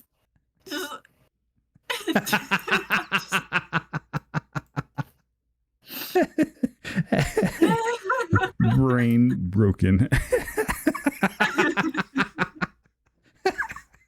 I love Percy's response. It's like, wait, why are we suddenly talking about badonkadonks? Yo, Britt. Thank you for the lurk. Happy lurking. Also, what are you making? That's important. Am I clenching them cheeks, Percy? Don't ask such questions.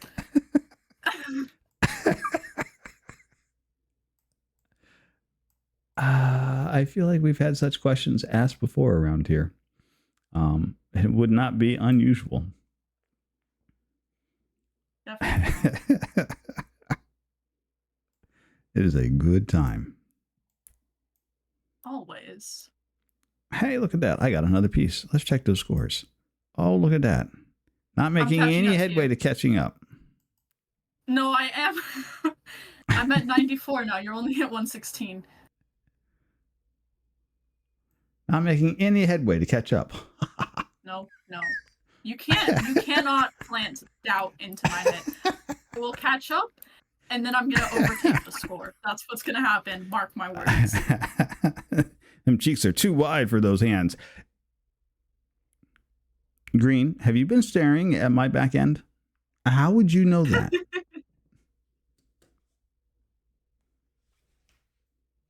Gotta check now. Yeah. Start looking around for a secondary camera around here. I know it's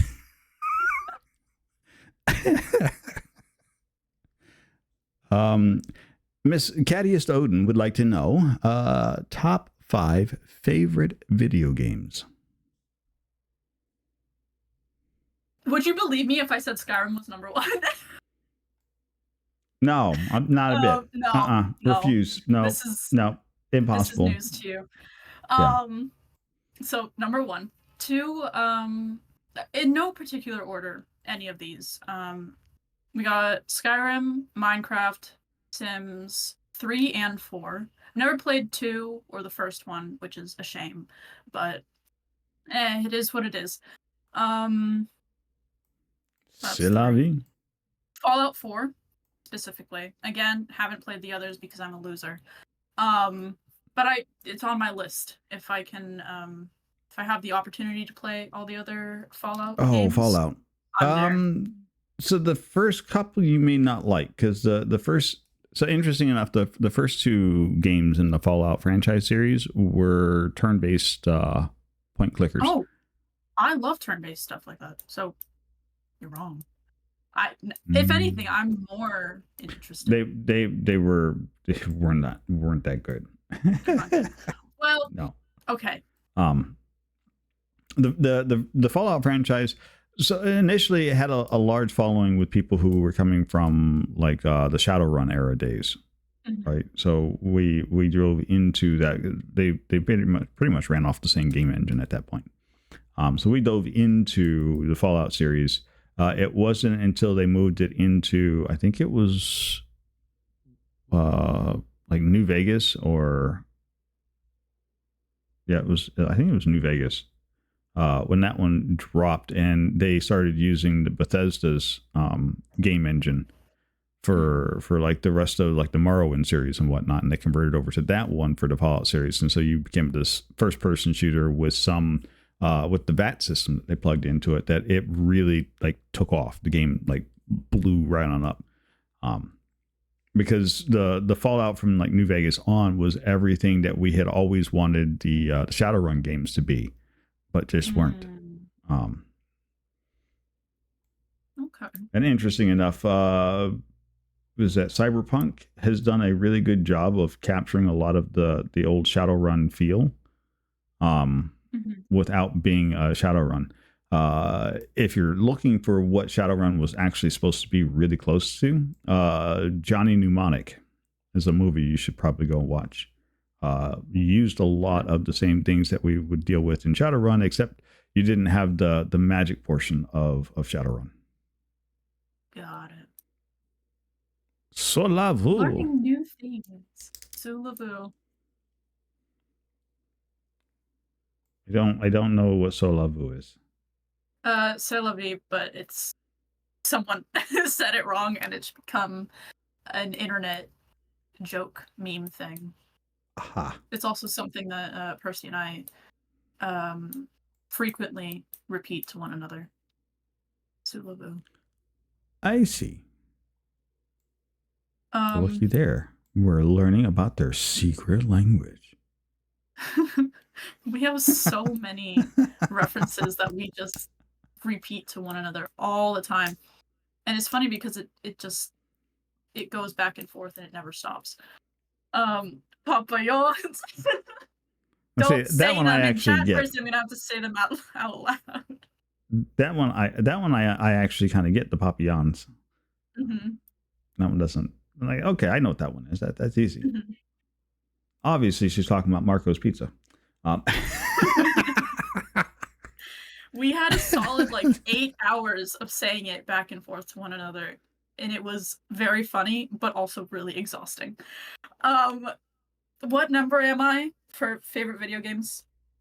You've got. I don't know what I've said so far. 4. You got one more. 4. One more. What do you mean you don't know what you said so far? Do your favorite video games? My memory. I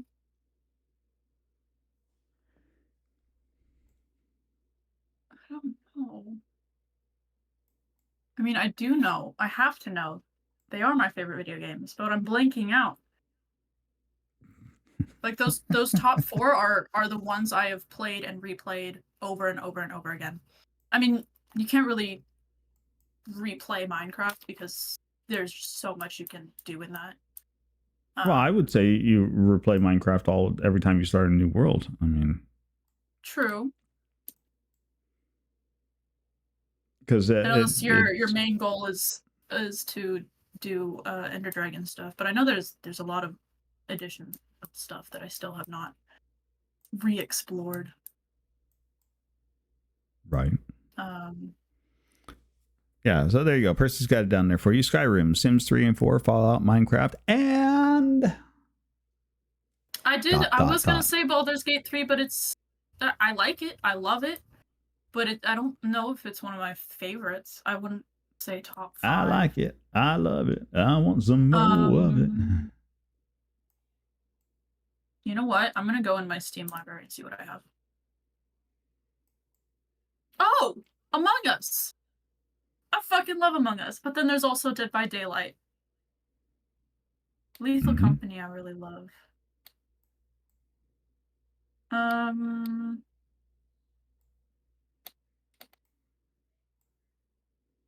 I will go with Dead by Daylight for the last one because I get to play with friends, and if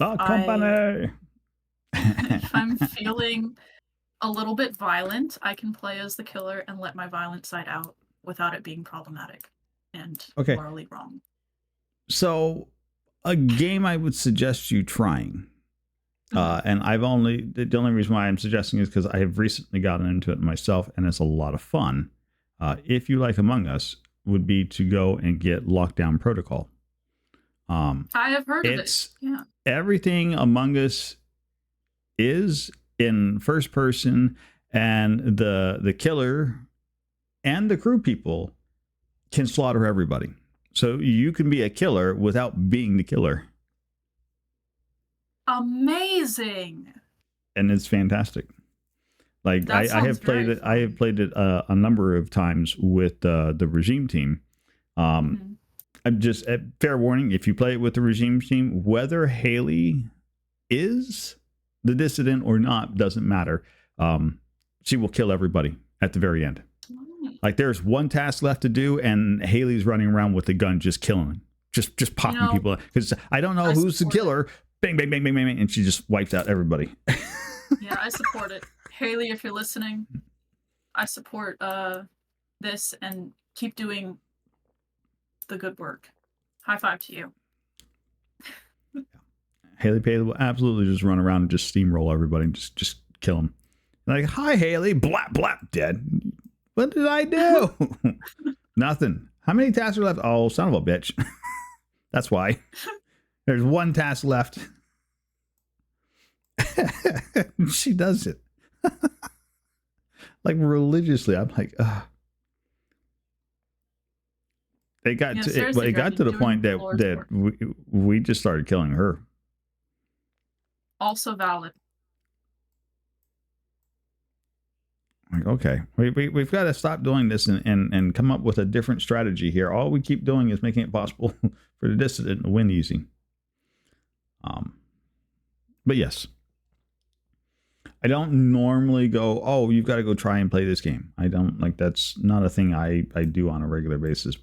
But I have absolutely been enjoying myself in a little bit of Lockdown Protocol. Doesn't even matter if you get the tasks done or not. Just the sheer fact that I can pick up like the shotgun or the gun and then stick it in my pocket and run around armed to the teeth in case somebody decides to get too close and be like, nope, I don't know you. I don't trust you. You've not been anywhere near me this entire time. Go away or I will do you in. I will cause harm and violence to you. I threatened Jem.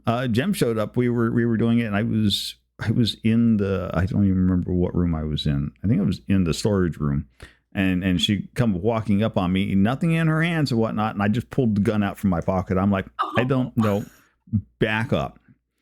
You have not been hanging with me this entire time. We were supposed to be partners. You took off and left me to my own devices. I no longer have any faith in you.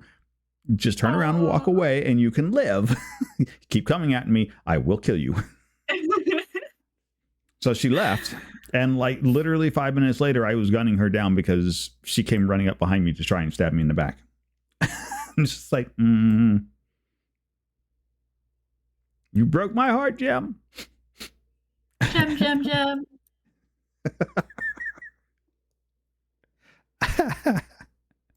Did not pass the sniff test. It sounds like a very fun game. It's interested. It's a good time. I would recommend, and it's like I said, it's one of the few games that I would recommend. That aside, have you ever regretted killing any crewmate in particular? In Among Us? Mm-hmm. Yes. Okay, so my friend Vero and I, we weren't really friends at the time of this because it was a community games night on Neil Newbon's channel.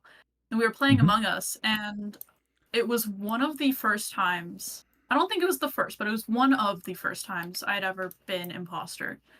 And so I was heavily relying on telepathic communication, and I kind of figured she knew that I was going to do what I was going to do. And I killed someone in the same room as she was in. We were in the I forgot what is it called. It might be electrical room. With the wires on the base map. And I killed somebody and immediately went into the vent. Someone came in a few seconds later, and Vero did not leave the room. And so I think that was within like the first 5 minutes of playing the game of the round, and I got her killed on accident. And I mean, we laugh about it now because I adore her, and we regularly, or we used to regularly play games before life got hectic and everything. But yeah, we laugh about that now. But I feel so bad and so guilty, especially because I didn't know her at the time. I'm like, I swear I didn't mean to frame her for that. Exactly. Brutal, right? So brutal. I will never ever forget that. And that is my biggest regret of killing a crewmate. I mean, she wasn't a crewmate, she was the imposter, but it's the same thing. Same thing in my heart. That's fantastic. Well, I mean, okay, so you had your kill regret. What was your favorite moment in Among Us? Like, it had to be another community night on Neil's channel, because I know we did a lot of Among Us over there, and that's really the only time I would play it because I could never get enough friends to just do us. So I was imposter again, and I had killed him. He saw me kill him, but I guess my acting skills were on point that day, and I somehow even convinced him that I was not the killer. And he started advocating for me to the other people who were dead. And that's one of my greatest accomplishments in Among Us, is to kill somebody and then convince them that I'm not the killer.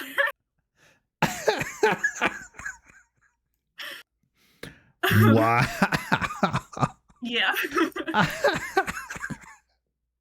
That's fantastic. I swear I would never have killed you. I promise. Look at these eyes.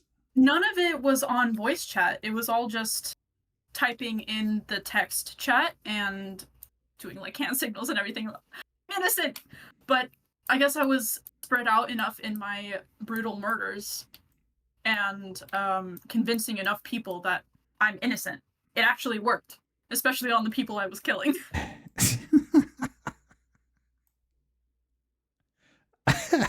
Look at the score now. You're at 122. I'm at 103. I'm catching up. No, mathematically says you're at pretty much the same spot. You okay. The entire. Listen.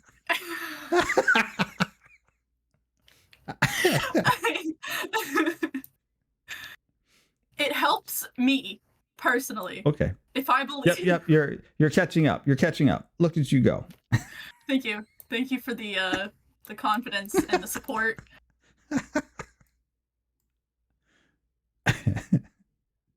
You got it. You're catching up. Look at that. Look at that. Making a clean break on that. I better hurry it up. I am being pressured now. No.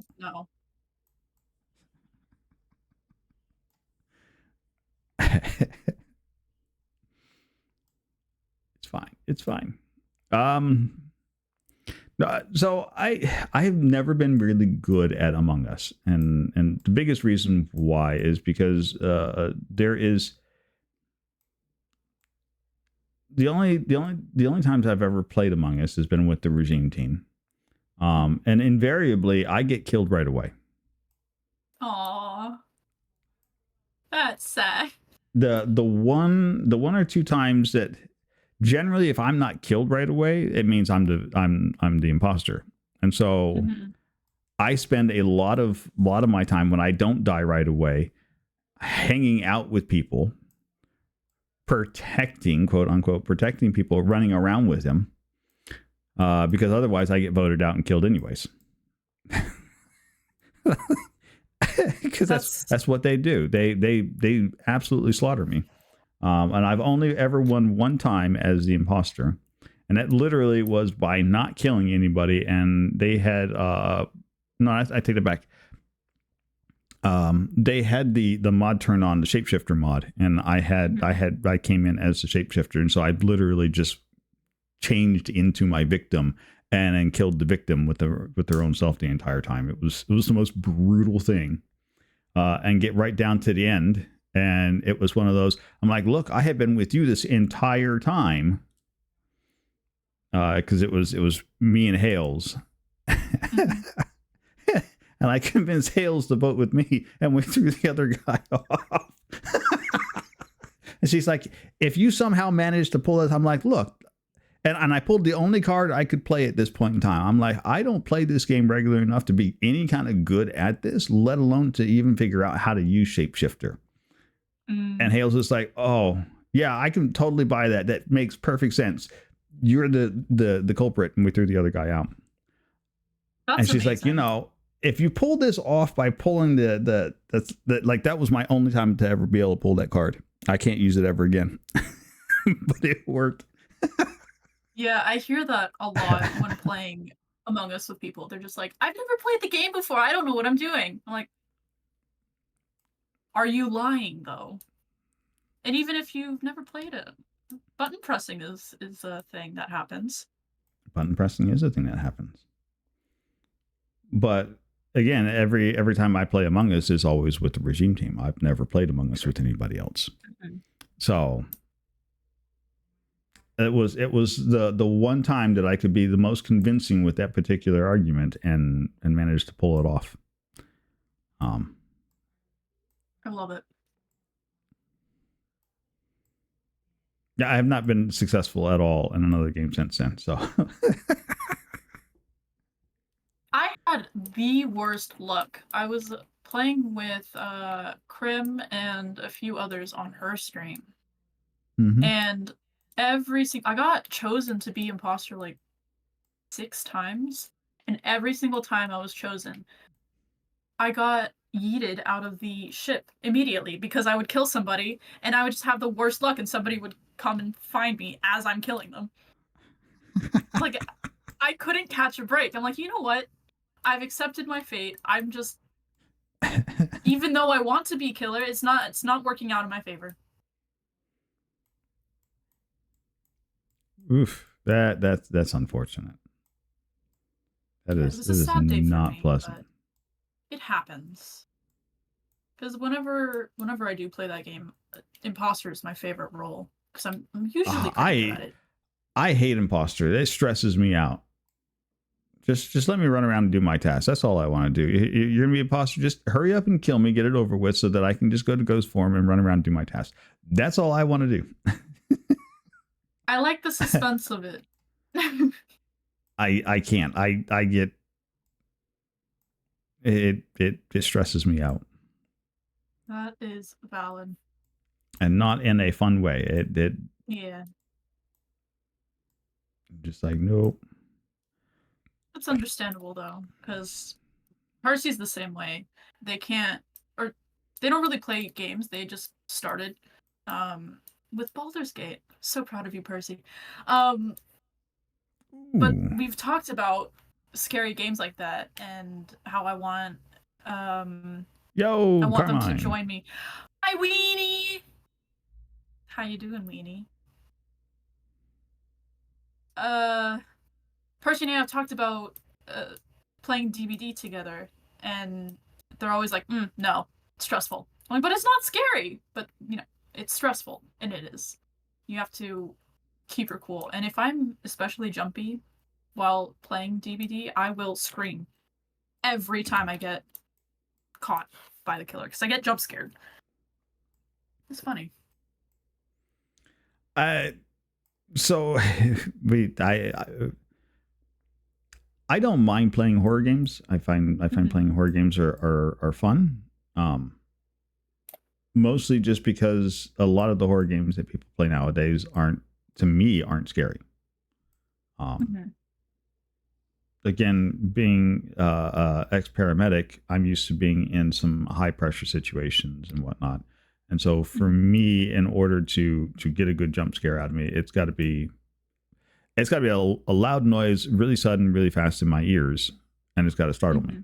Like, that's how you get me to yell and scream. And so for games like Phasmo, everybody's like, "Oh, Phasmo will terrify you." I laughed like an idiot through Phasmo because I'm like, this isn't scary. This is just, ooh, we're gonna make spooky noises in your ears. Ooh, whatever.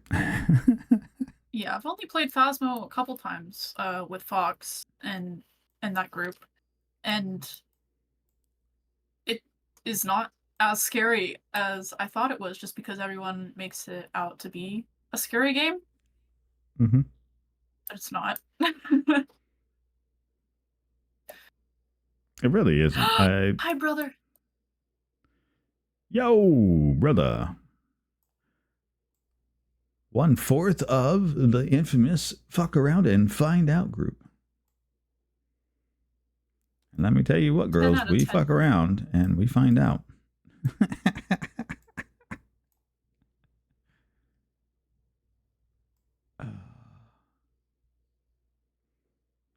I'm struggling. Can you just stop touching puzzle pieces just for a couple minutes?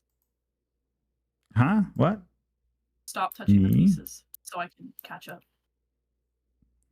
I didn't realize we were in a race. I am always in a race.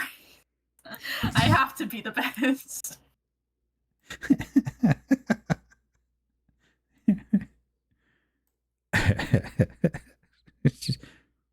Alien Isolation. Yeah, see, Alien Isolation would not be scary. I've never and again, it's not going to be scary to me just because I can see the alien coming. You want to talk about terror inducing? We're going to be doing it this weekend. We're doing some Devour this weekend, and there is one level in that game. It's specifically the Japanese bathhouse, where those spiders come out there and like jump scare you because they're below your normal field of vision, and that when that lady goes nuts, she comes in for the jump scares, and like that one will rile me up to yell and scream. But I think that's about the only one that does.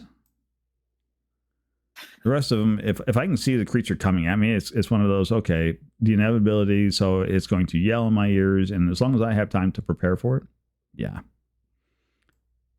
no chance of a scare. Yeah, I played Devour once with Krim, Carmine, I think it was Danny as well, and that was my first time playing the game, and we were on that specific map, and it was okay. I mean, it could have been much worse.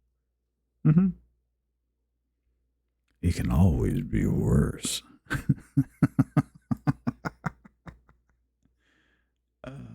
I was gonna ask why you do it just randomly, and then it's the whole point is to catch us all off guard with the suddenly very deep, gravelly voice. Mm-hmm. And it works every time, so it's that's fine. The point. The point is to catch off guard with. Okay, so the sudden deep gravelly voice is actually my normal voice when I just talk in a normal tone. But I have to get up closer to the mic because people will call that mumbling. So it's a lot harder to hear, and the mic doesn't pick me up as well. More lore. We love to see it. The exuberant voice that you hear now, this is me projecting, so that the microphone picks me up and that people can hear me. So there you go. Another new thing to learn. All the fanfic that you could ask for. What? Why are we suddenly talking about fanfic? I don't know. Because you brought it up. Obviously. Oh. How did I bring that up? I have been enamored with this little button. Like, ooh, look. It's a nice button. It's an annoying button because it moves all of the pieces where, like, okay, I knew where that piece was at like 2 seconds ago, and then you vacuumed, and now I don't know where it's at. Because it moves everything. I'm struggling with this one piece. I'm going to cheat. I see that. Yo, welcome in, Bates. Bates? Hi, Bates. Bates. Bates. It is. It's a Bates Blogs.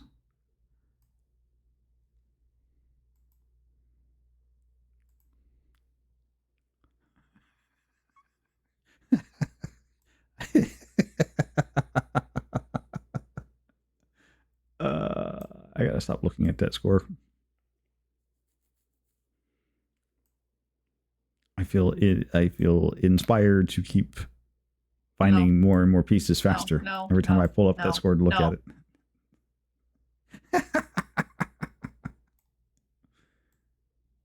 It's fine. It's fine. I think it is. It's not fine. It's not fine. It is. No, it's a little fine. I got a match. So it's fine. Green Emerald Dragon would like to know, if given the chance, would you build your house inside a greenhouse?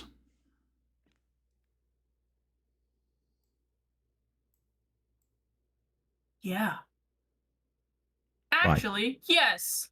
Very yes, because you can put butterflies in the greenhouse, and I like butterflies a lot.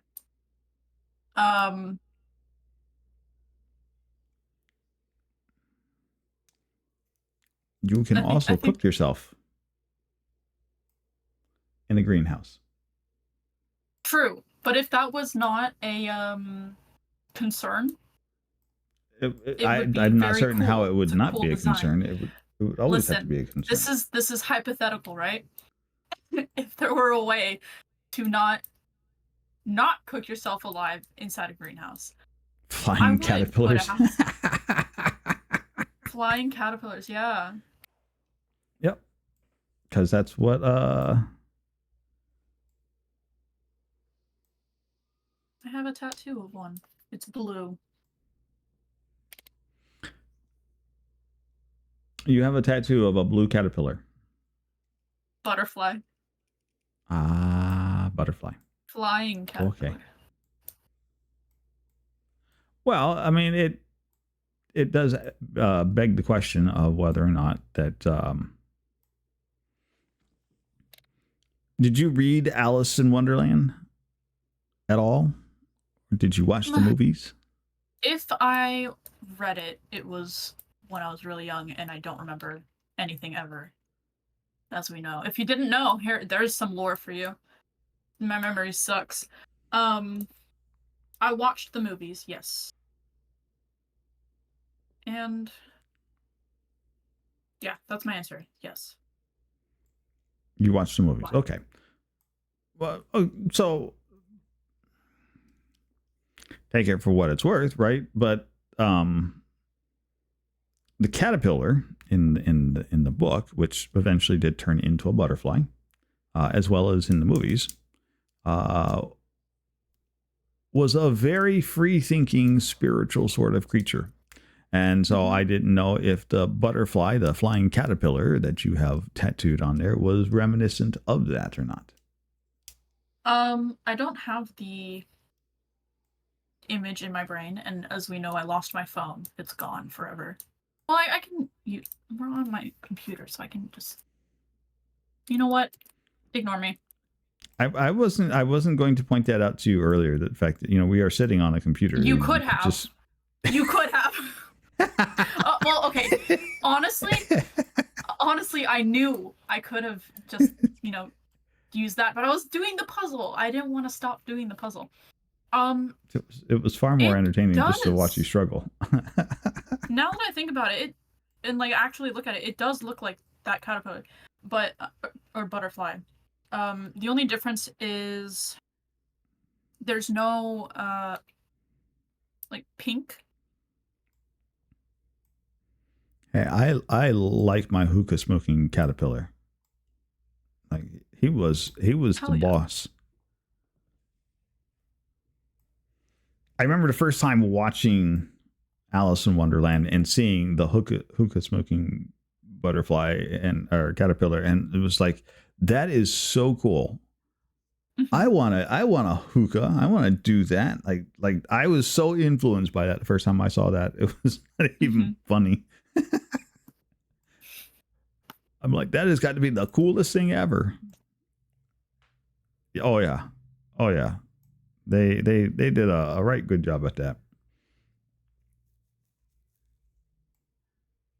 It was pretty fantastic. To answer your question, Bates, I didn't actually lose my phone. It dropped on the floor and I can't find it. So it's lost. Her The only thing phone stopping has me. done a ninja technique called the avoid rose maneuver, where it has Wow. dove off the desk and disappeared into the nethers. Or it has managed to fall into her bra of holding. We haven't really determined which one it is. Yeah, it's. I'll let you know.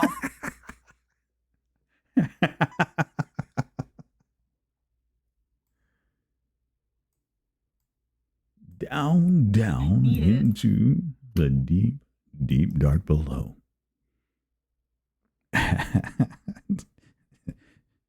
They have been looking for it on several occasions. Like, I need my phone. But I didn't actually look for it because it is probably right underneath me. I just can't see it. And I don't want to get up because it's honestly not that important. Not that important. No. So. It's fine. Dragon has a follow-up question to the greenhouse. Yes. Dream home location. I have always wanted to live in a forest. And if I could help it, it would be very, very deep in the forest. I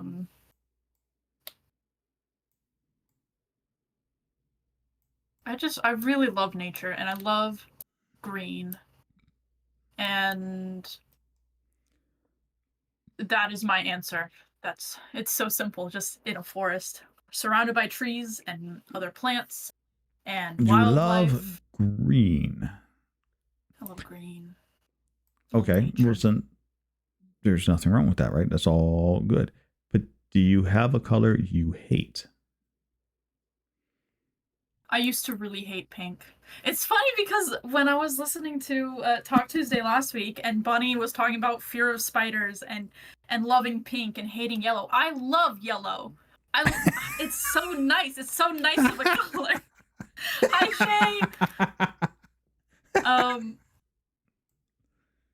Yeah, so I used to really hate pink, and at one point in middle school, I had no other clothes to wear other than bright pink leggings and a bright pink t-shirt.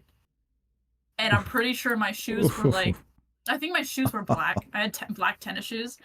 And I felt so damn uncomfortable in my own skin that day. I never let that happen again. Because it was my fault that I had to go and wear pink the entire day. Because I didn't do my laundry. And so I learned my lesson. Do neon laundry pink before it gets that bad. Oh, I don't have any pink. Well, so that's not true. I had a pink shirt one time, but that's only because the red shirt that I threw in the wash with it bled all over it. So, that's the thing that happens. But all that aside, I don't mind pink. Like it's not a color I'm going to go run out and get because it does not work with my complexion well. But I'll wear pink. It's fine, whatever. My father, on the other hand, won't even pick up the bag that has a pink object in it. Like you could hand it to him. But that's a little excessive. Oh, it's just a color. No, not to my father. It's not. I mean, right. We tend to be mean to the old man, and so we'll wrap his like Christmas presents and whatnot in green wrapping paper, and he will. It is the absolute funniest thing to watch him do because he will get a knife out and he goes and gets the longest knife he can find so he can cut the paper and everything off in it before he'll pick the box out of the wrapping paper, and like he will not physically touch the color. My goodness. Like I'm like, are you scared of the color? I'm not scared of the color. It's just wrapping paper. Stop being such a baby about it, Dad. Yeah, I don't hate I don't hate pink. It felt like such a not me color growing up, so I stayed far away from it. Um, Obviously not far enough if I had pink clothing in my closet, but it was my literal last resort. But I don't hate it anymore. I think it's nice. I think all colors, if you get a certain brightness to it and saturation, it's I mean, my brain is providing me with the word ugly because I tend to like more muted colors. Um, I like I one used to color, do if you can't tell. most of my clothing is black. I've only recently started um, expanding the colors of my wardrobe. Only because I would never hear the end of it from my family. They're always like, "You wear too much black. You shouldn't. You should wear something bright and colorful." I'm like, "Ah, fuck off. I like my Exactly. my clothes." Exactly. I would tell them But where they can go stick that thought process. yeah, but I will say that expanding my wardrobe colors has also influenced me to expand clothing styles in general. So I've been experimenting with quote unquote fashion. I mean, I'm not a fashion guru at all, but I'm trying Are we different things. discovering that Rose is secretly a fashionista?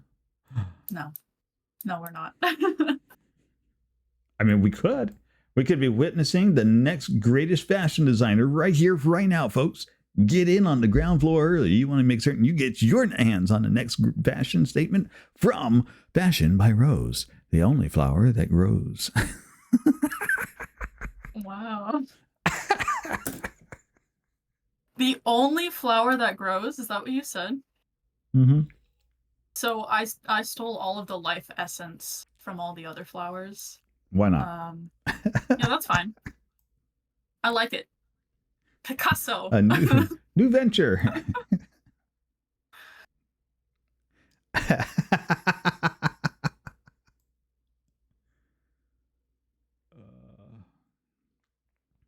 I'm sorry. I go into commercial announcer voice, and I just start looking for words to rhyme and slogans, and I just start spitting them out. So sometimes they don't make a lot of sense. Sometimes they make a lot of sense. But it's one of those. I'm trying to do it rapidly on the fly, so I don't always guarantee a good match. No, if you're talking about me pointing out the only flower that grows, I like it. I'll take it. I am the only one.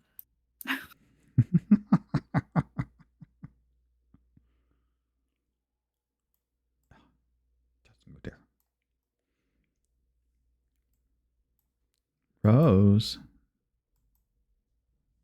What? Nothing. What did you do? What? Nothing. What? I didn't do it. Nothing. I didn't do a thing. I did nothing. Nothing. I don't believe you. Nothing. I did nothing. Nothing at all. No, I don't believe you. I am innocent. Can't prove anything. There is no way I'm almost 30, 40 pieces ahead of you. Is that what you were pointing out? I'm trying, okay? This is me trying. There's a lot of reds and oranges and lines that don't make any sense until they go into the right place, and then you're like, oh, well, yeah, I could have guessed that. But I'm panicking because you are 29 pieces. Did I do the math right? I don't know. I'm not even doing the math right. That's fine. Exactly. It's fine. It's just fine.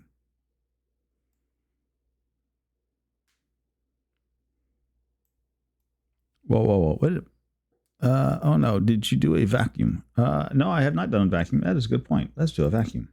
Let's make the pieces even. Move all the pieces around. Haha. Vacuum. Vacuum. We slurped the pieces up.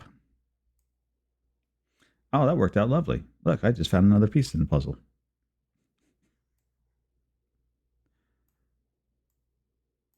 I should vacuum more often. No.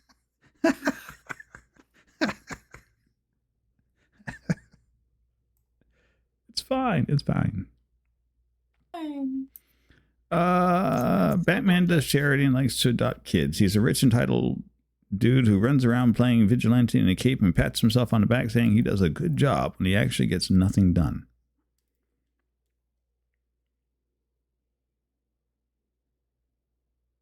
Why are we talking about Batman? That's okay. Apparently, we can talk about Batman. Percy has some serious issues with Batman. Yeah, I never hear the end of it because I decided to hop on the bandwagon of saying Batman's my favorite superhero, which is it's not even entirely true. I like the idea of just some random guy flying around in a cape. Batman was made to be the most accessible superhero in the DC franchise, because he is the everyman hero. Like anybody could be Batman. Foxy. Right. Fox. All you need is I'm doing the Fox spin. A ton of money and off you run. Right? Anybody can be Batman. The thing that separates out Batman, as far as I'm concerned, compared to all of the rest of the superheroes, and this is a lot of the reason why there's a lot of love-hate. Picked up some OT, yay, or not yay. I guess that depends on if you wanted the OT or not, Rutherford. The problem with Batman is, and there's a reason why they call him the Dark Knight. Batman rides the line of being psychotic and hero. Like, he is the one guy that most... Hey, good job. Nice piece up there. I just saw that whole collection of pieces going there. Most villains are terrified of Batman because Batman has not only the willingness, but the ability to do the things like Superman won't do. I like that darkness. So maybe that's what really draws me. Because I have seen Batman movies, but I've never actually paid attention to any of them. So if you asked me some trivia about them, I wouldn't be able to tell you shit. Well, I'm going to tell you right now, the movies are shit because the movies don't actually cover the true depth of what is the Batman character. And so they tend to... in comics. Sorry. I've read like no comics ever. I'm so sorry to everybody. There's nothing wrong with that. I see something wrong with that because I want to read comics. Okay. I just haven't. Anyway, sorry for interrupting. No, you're fine. That is fine.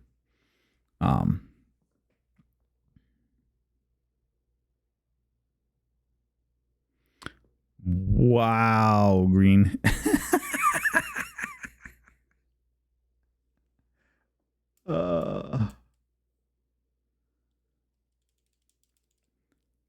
I would definitely say that, it's important to understand the material. I would definitely say, go read the comic books because there are the comic books for Batman specifically take a lot of really, really dark turns. The only other comic book character that I can think of that's as dark, or if not in a lot of cases, I would say darker than Batman, would be Punisher. Now, Punisher is Marvel's version of what a really over-the-top Batman would look like. So Punisher has no issues killing. Punisher will absolutely kill. If you're bad, he's coming, he's going to kill you. Punisher uses gun, Batman does not. Punisher has an entire arsenal that he uses to absolutely just slaughter, and he's a vigilante. He has no power. That is just who the Punisher is, and he goes through and he just absolutely just kills people. my Moon Knight, yes, sort of, except Moon Knight has powers. Batman doesn't. Beyond the fact that they do all of the same things, right? It's a good, yes, as you say, an allegory to Batman. But Moon Knight technically has powers.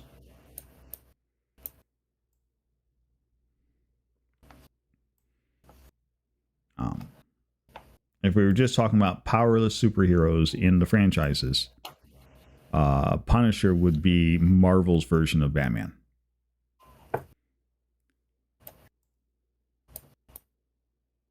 No, Punisher is not rich. Punisher is exactly what you would think a retired policeman, special forces trained guy would absolutely be, who goes on a killing rampage. Oh, it's a bit gruesome, but again, you always felt? No, I was just gonna say I've always felt drawn to darkness and darker characters. So interesting to. Yo, Sophisticated, welcome in. Hi, Mike. First time chatter. Hey, yo. Hey, yo.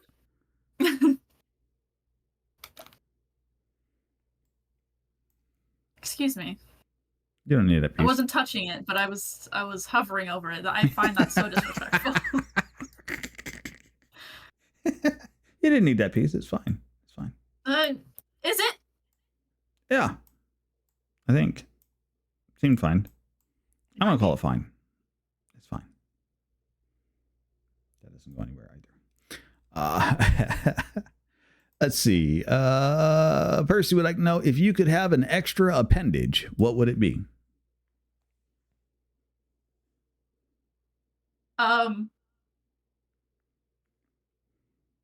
Suddenly, I feel like this is going to go right off the rails and not be. I am glad we are flagged as an over 18 stream. Oh,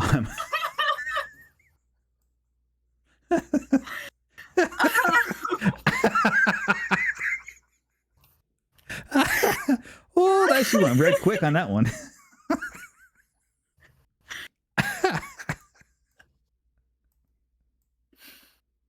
Okay, we're not going to go that route. I physically can't handle it.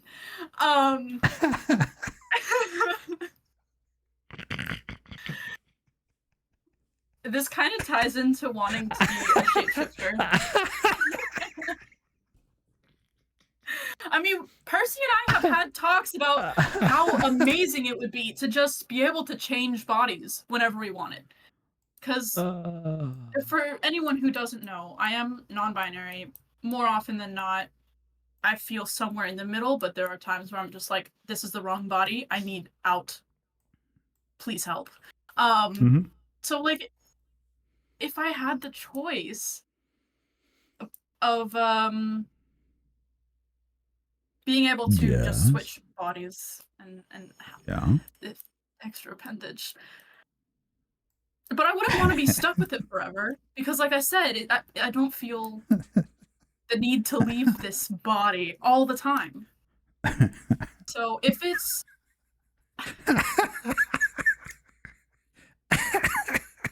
You're laughing and it's distracting me. I'm laughing at the chat. It was all because I read the question and then we went completely, like, chat went just right off the rails with the way I read that out, and then just went, yeah, if you could have an extra appendage.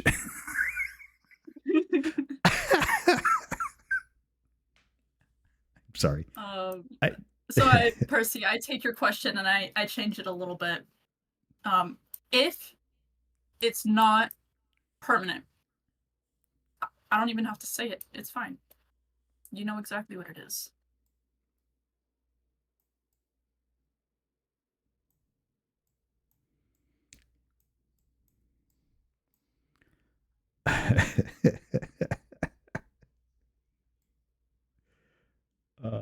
Fantastic.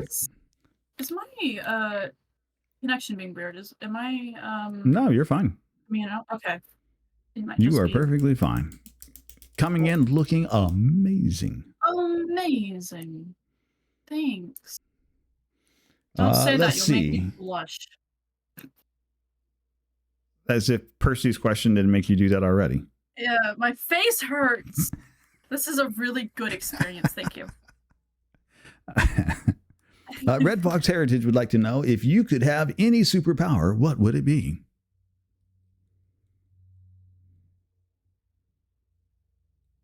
Shapeshifting. We've covered this.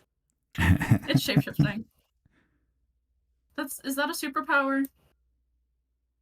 I mean, it could be, yeah. Why not? Sure. Why not? We'll call it a superpower. It'll be all right.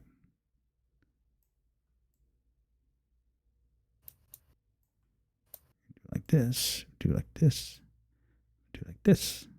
Now's my chance to get 20 pieces because you're distracted doing whatever you're doing. You're fine. You're fine. Don't mind me. I'm just centering you so that, people can admire all of the rows that there can be. Did you? Those are mine. No. Give that back. No, give that. No. You can't have those. I have been working. No. I have had them over here solidly working. Get those back. Solidly working. They've been like that. I've been looking for other pieces for them. Hands off my pieces. Well, get your own. I really? You're gonna tell me to get my own? I was gonna say I really enjoy doing puzzles with you, especially on voice chat. It's a really good experience, but I take it back.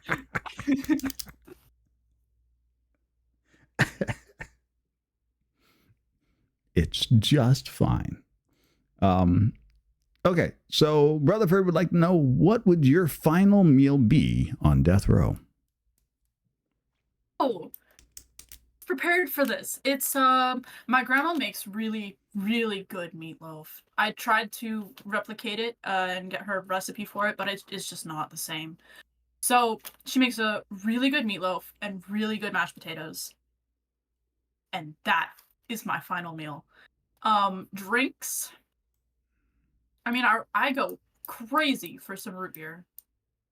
So I mean, it doesn't really, it doesn't go well with that meal. I feel like it's contrasting flavors. So I probably have to drink that before eating, or eating before I drink that, but definitely not together. Interesting. Yeah. Because I like soda, but I don't drink it a lot. Definitely not as often as I... Have a good night, Foxy. Bye, Fox. Oh my god, Smash. Smash. Smash.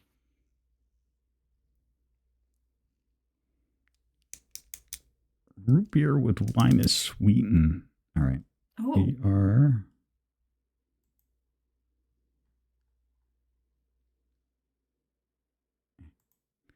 Let's go for a little bit longer. Let's see. Lady Experiment would like to know, waffles or pancakes? Which do you prefer?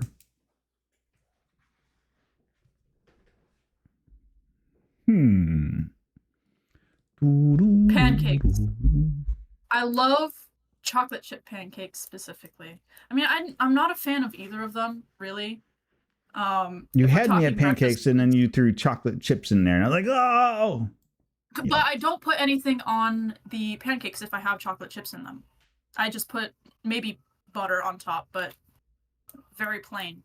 I like when pancakes and waffles are all fancy and have all the different toppings, but I don't actively go searching for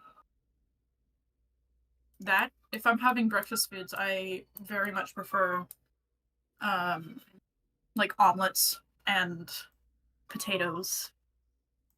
That's my answer though, pancakes. If I have to choose. Omelets and potatoes. Yeah. Omelette. I love potatoes. We knew this. If you didn't know this, that's a huge lore thing about me, is I love my potatoes. there you go. Some people just got a huge lore drop then. They didn't know. Congratulations. Now they do. And you too can be like Paul Harvey and know the rest of the story. Oh, it was such a good. I always loved listening to Paul Harvey stories. I once again have no idea who you're talking about. I was going to say, you probably have no idea who I'm talking about. Well, okay. I'm horrible with names, so it's entirely possible that I've seen his face. I would be very surprised if you had. Paul Harvey was a radio show guy, radio show personality who would come on the airwaves and fill you in on the bits about things that you may not have known, like little known facts about history or stuff. So like and he was always famous for his closing line after everything was all said and done with. He'd be like, and now you know the rest of the story. And so he would give you like, oh, this is how the Slinky came to be. And he would tell you all about the inventor of the Slinky, about this guy. You're like, why should I know who this guy is, right? And you're like, oh, but this sounds fascinating. And how he discovered that by playing around with springs and doing this while looking for a better system to stabilize radar detection systems on a submarine. He discovered that these springs could be made loose enough that they would just start moving on their own. And during maneuvers on the submarine, they would flop around and everything else. And he thought this was a great idea for a toy and turned around and marketed it up. And, next thing you know, the Slinky was born. And now you know the rest of the story. And you're like, that's fantastic. But it was this whole half-hour segment. Like it was like wall to wall. He would walk you through the minutiae of everything. And the entire time you're trying to figure out what it is that he's telling you about and what is it that you're learning. And then he drops it right on at the very end, the thing that he's been going on about. And you're like, that's so freaking cool. I didn't know that. And, now I know the rest of the story. I like that a lot. And again, another thing I learned. Amazing. But did you know Galley Sunbuns? Yeah. But yeah, we, again, one of those things that I used to listen to way back in the day. They were fantastic. They were some of the most fascinating things to listen to on the airways. And that, ladies and gentlemen, is my giving away my age for the day. It's fine. Actually listen to the radio for some entertainment instead of Googling that shit. Hey, listen. All right. I know what the radio is. I've listened to radio before. I'm not entirely clueless, just a little bit. Do you know who Casey Kasem was? I recognize the name. Voice of Shaggy. Okay. And yes. He also was a radio show voice and did the weekly Casey Kasem's Top 40. That also sounds familiar, but there's no knowing with me. Who needs memory when you can have nothing? Matthew Lillard. Yep. I know. Like Scoob. So I was at a con a couple years ago, a Supernatural convention, and he was a guest there because Supernatural had a crossover with Scooby-Doo, and so he was there because of that crossover episode, which is pretty cool. But I, at the same time, had no idea who that was because while I knew who he was, I didn't know him enough to recognize his face or voice. Right. And so I had an interaction with him, and I can't even remember what happened, but I know something happened. And it was awesome. And so I had some type of interaction with him, and I'm like, you're now one of my favorite people. And, it's fine. It's fine if I don't remember it. If I remember the enjoyment I got from it, that's all I really need. Mic drop. Lore.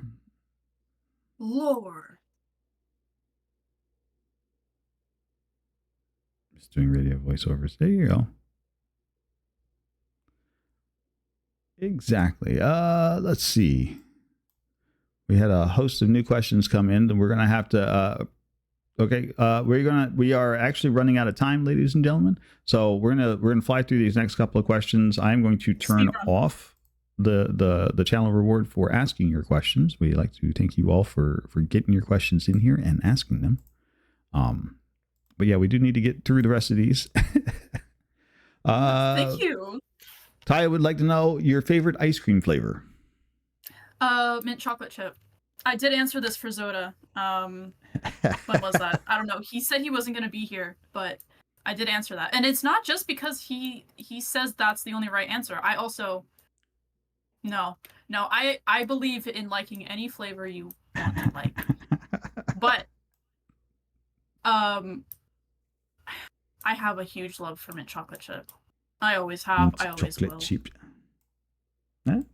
There's nothing wrong with that. You like the mint chocolate chip? You like it a mint chocolate chip. Go for the mint chocolate chip.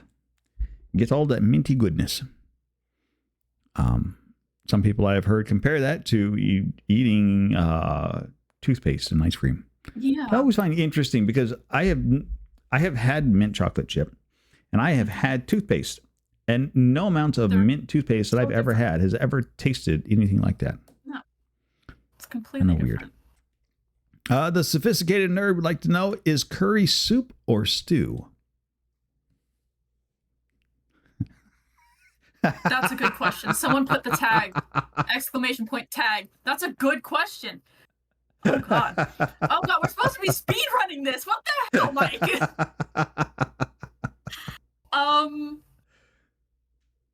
Good job. Good job. Okay, so I'm not very well versed. I'm not well versed in curry. So, are there different consistencies? I don't know. Do you know, Nori? There can be. There can be. Okay, so that changes the answer. If it's a thicker curry, it could be a stew. I also don't. Why would you ask this? Why not? Drive those hard-hitting questions right at the last minute. We're down to the buzzer. Soup can be thick. Soup can have a thicker consistency, and it doesn't have to be a runny broth. At least in my opinion. So I'm going to say it depends on what type and what consistency it has. Soup can be thick, and that's thick with a double C. Thick. Triple C even.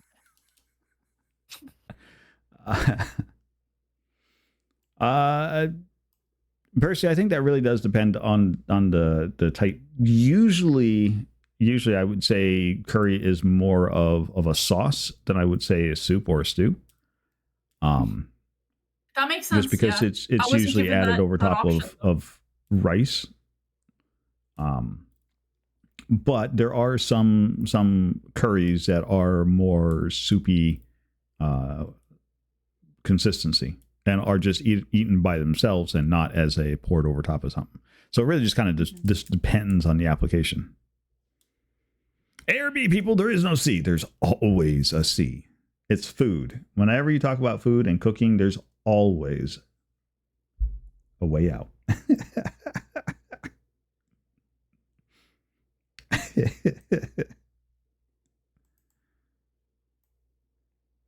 Because honestly, it also just depends on the cook too. Because you could have a really crappy cook, and next thing you know, the really crappy cook has just screwed up the dish, and now you've got, instead of a nice thick roux with your curry, you have soup. Good soup. No. Bad soup. Not necessarily. Bad soup. Bad soup. Got it. Bad soup. Let's see. Lady Experiment says, fuck, marry, kill. Favorite anime villains. Feel free to cancel me, okay?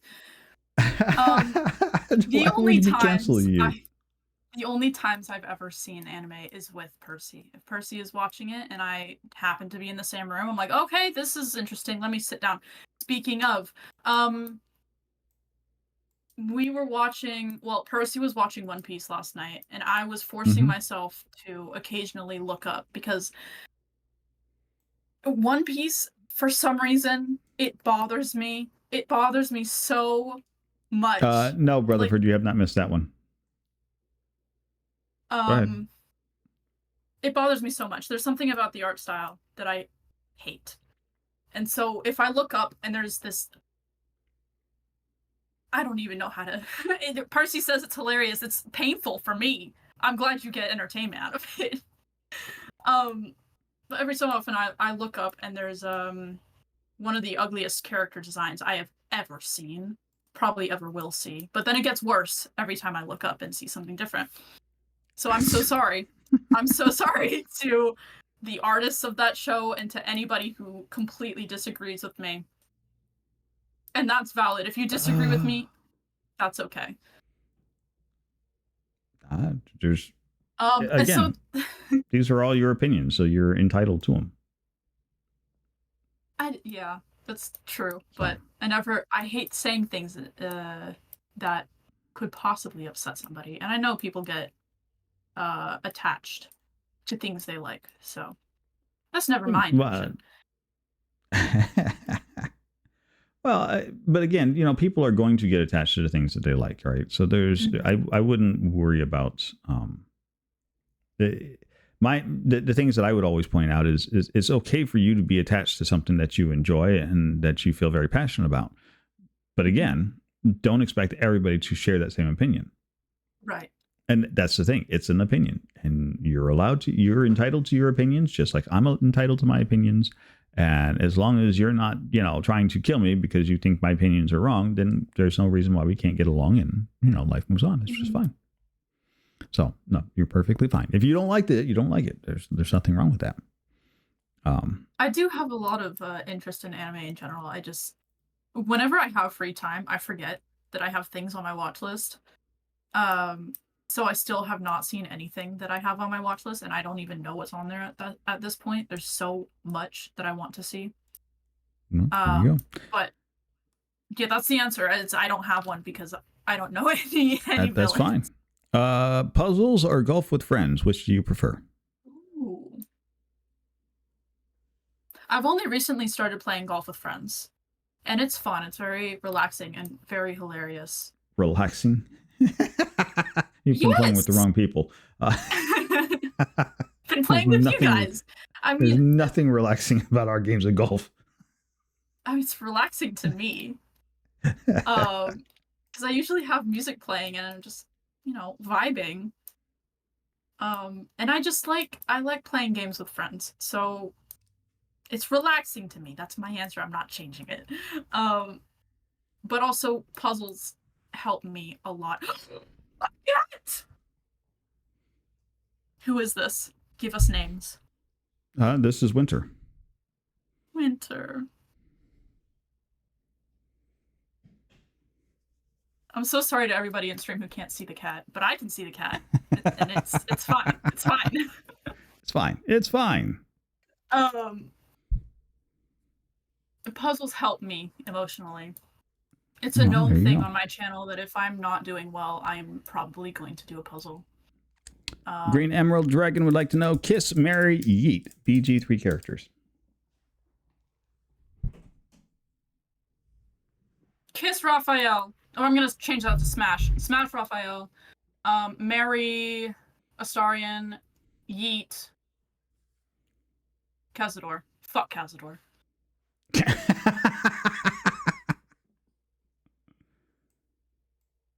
Well, that didn't take her any time to get through that one. Nope. Let's see. Lady Experiment would like to know favorite art piece that you've worked on. That I've worked on. There is a portrait. I mean, it's not really a portrait, but it's a waist up thing of Coleman Domingo that I did like 4 or 5 years ago. It is the most beautiful realistic piece or realism portrait person piece that I have done. And every time somebody wants to see illustration or just that, I show them that piece because I'm so proud of it. Well, there you go. If you're proud of it, then you should absolutely always show it off. Like that needs to be a thing that most everybody does. If you're proud of something, always show it off. Because people do amazing things. They do amazing works of art all the time. Rutherford would like to know the crystal / stone that you were wearing on your Tiger's eye. Tiger's eye. There you go, Rutherford. Yes. It's the tiger's eye. I know we're running out of time, or probably over time. I have no idea. I don't see the. It's fine. Time. It's fine. I turned off the ask questions. We're working our way through these last ones. We're gonna probably run over just by a little bit, but it's all right. It'll be all right. I do plan for these sort of things. They do tend to happen because you get into a good conversation, you're having a good rhythm, and everything's going along really well. And before you know it, 3 hours are done and over with, and you're like, wait a minute, it's already done? Seriously, I was preparing myself for that, and then you said, "Oh, we're almost on time." I'm like, no, please. Where'd the time go? It flies. It absolutely just disappears on you before you even know it. So many times in these conversations, I blink, turn around, and look down at the clock, and I'm like, "Oh, we're out of time. Where did the time go?" And you're still 20 pieces ahead of me. My God.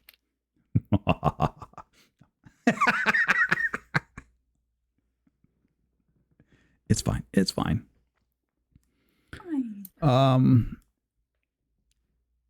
Lady Experiment says tattoos. Which was your first / latest, and which is your favorite? My first one was the blue butterfly. I have it matching with my mother.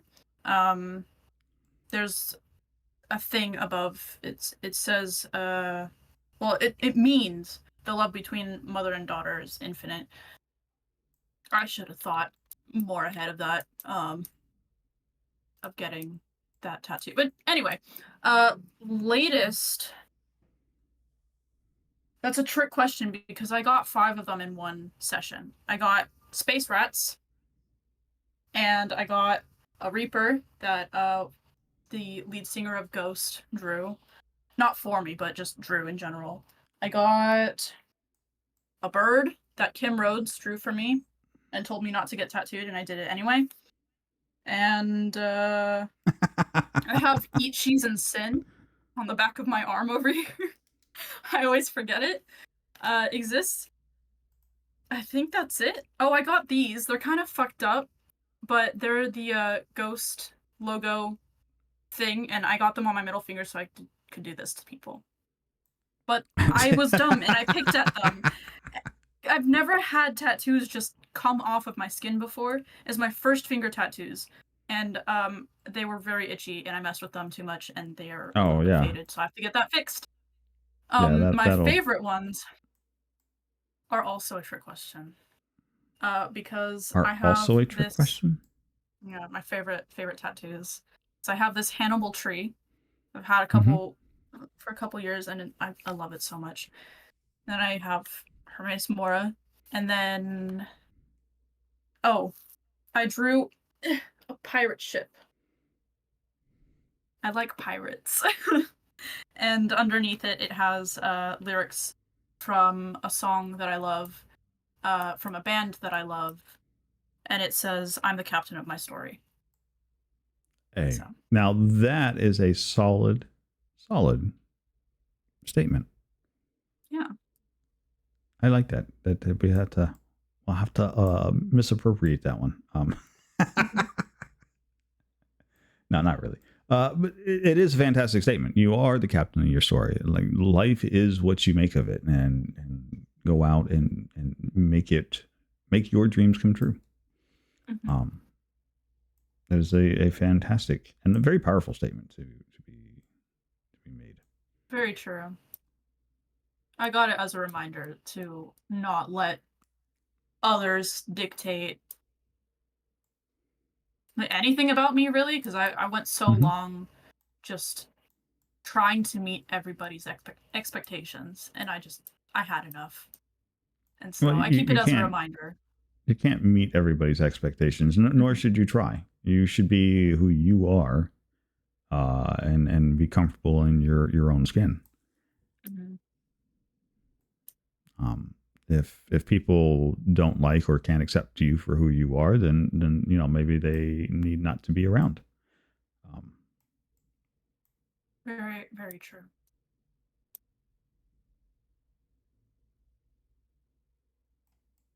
I was panicking a little bit there because I was trying to speak on questions. I said everything I wanted to say, but I was speaking very fast. You're fine. We still got more questions to go. So, okay. Bates would like to know, what is your favorite toasted sandwich?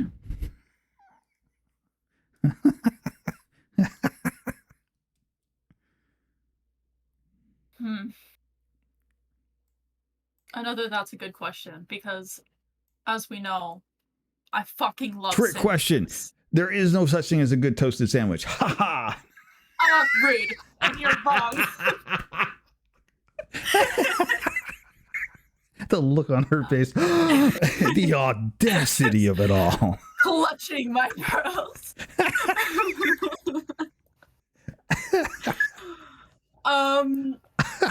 God, I don't know. My go-to sandwich is just a lot of veggies, and I love tomatoes. So as long as there's tomatoes and some type of cheese on that sandwich, I am good with it.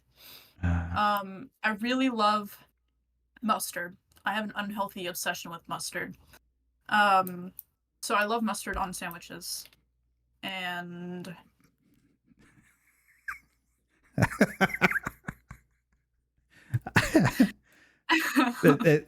it's the equivalent of the yuck comment I made to Bates in the middle of her interview. I think this is yuck. Oh, how dare! I was expecting you to say yuck at some point, because there's been a lot of food related topics. I was waiting for something, but there's nothing. That's fine. You got something. See, that's the trick, right? You can't keep doing the same thing over and over again. Otherwise, it doesn't get the same kind of reaction. What's the favorite kind of trick question? Ha ha. And your final submitted question from also Lady Experiment this time would like to know, fuck, marry, kill, Toda edition.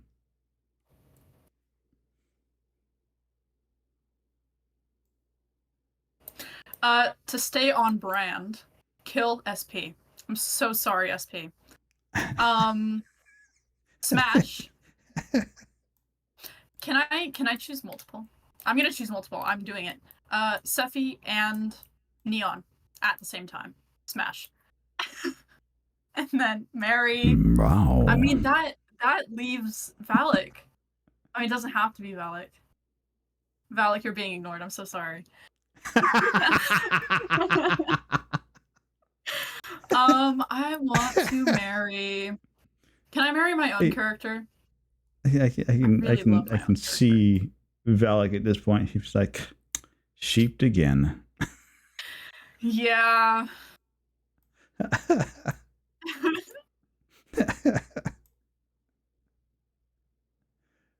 That's it.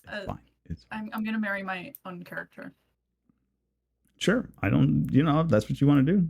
Again, there are no right or wrong answers to the question. They're your answers to the question. So.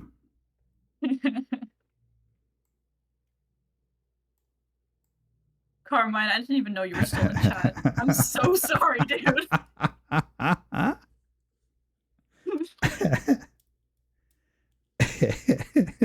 Valip. And in the midst of explaining his cleverly thought out plan, the mighty rogue of the Toda clan suddenly opened his mouth and issued the following statement to bring up the conclusion of his penultimate plan. That was really good. Thank you. That was really well executed. And I knew what was coming, and I'm like, you know what? I should stay quiet for this moment. It's a special moment.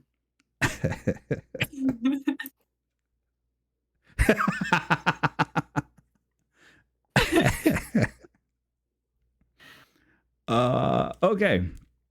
So your final two questions for the evening, and we'll let you out of here, and you can let you What do go you mean back let out me there. out of here? You're forcing me out. I don't want to leave. We'll let you back out into the world where you can go stir up more chaos, mischief, and good times.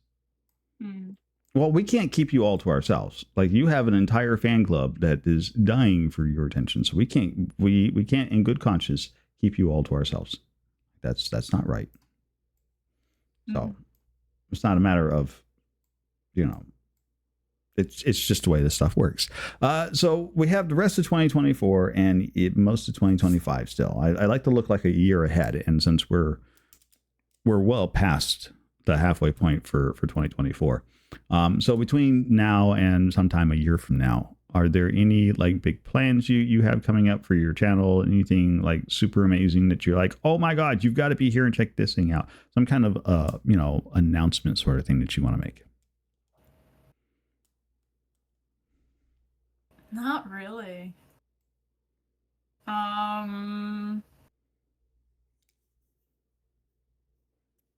Yeah, nothing is coming to mind because I genuinely don't have anything coming up. That's right.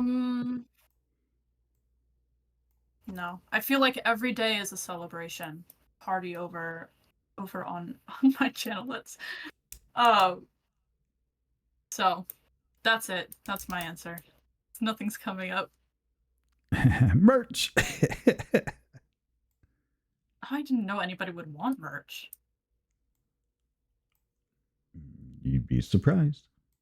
You have a fan base. You can't leave them wanting more. Well, I mean, you can, but they're likely to get upset at that if you make them wait too long for it. I mean, if enough people want merch, that is a thing I am willing to consider.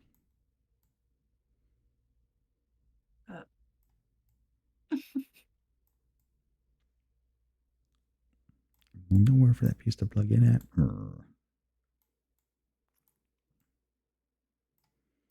It doesn't go anywhere. Damn you, piece. Mushroom soup merch, rat merch, feral merch. Oh, speaking of feral, I guess this is a celebration. It's not coming up. It's already been done. I have a Smash emote now. It's a little bit, I'm going to put it in your chat. Why not? Go for it. There. Can't really see it so small, but it's also on Discord that I can use as a sticker and an emote, and it looks nice. Nice. It looks real nice. It looks amazing. Looks amazing. Amazing.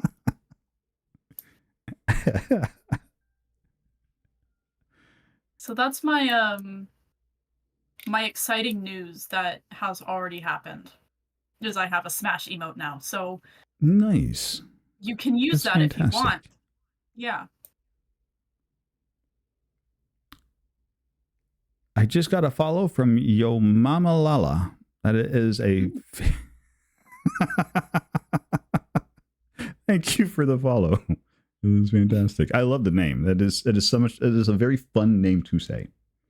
I like fun names to say. They're hell yeah. Especially ones that have that sort of roll off the tongue sort of feel like that.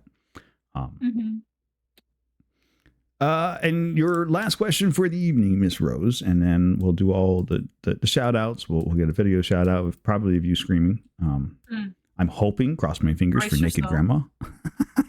It's like knick knack knacky, right? Exactly. It is a fun one to say.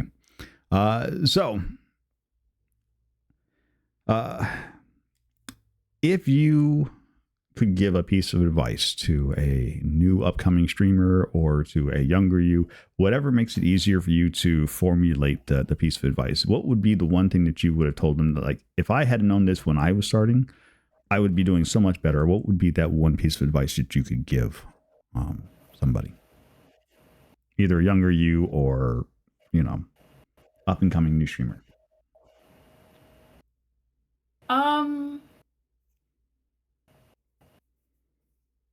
So many things entered my brain all at once. But it's fine. It's fine. It's fine. I mean, it's been said before, but it's so important to just not give a shit about what people may or may not think of you. Just be yourself, and if people think you're cool and want to hang around you, they will. And that's a great way to connect with people and be friendly.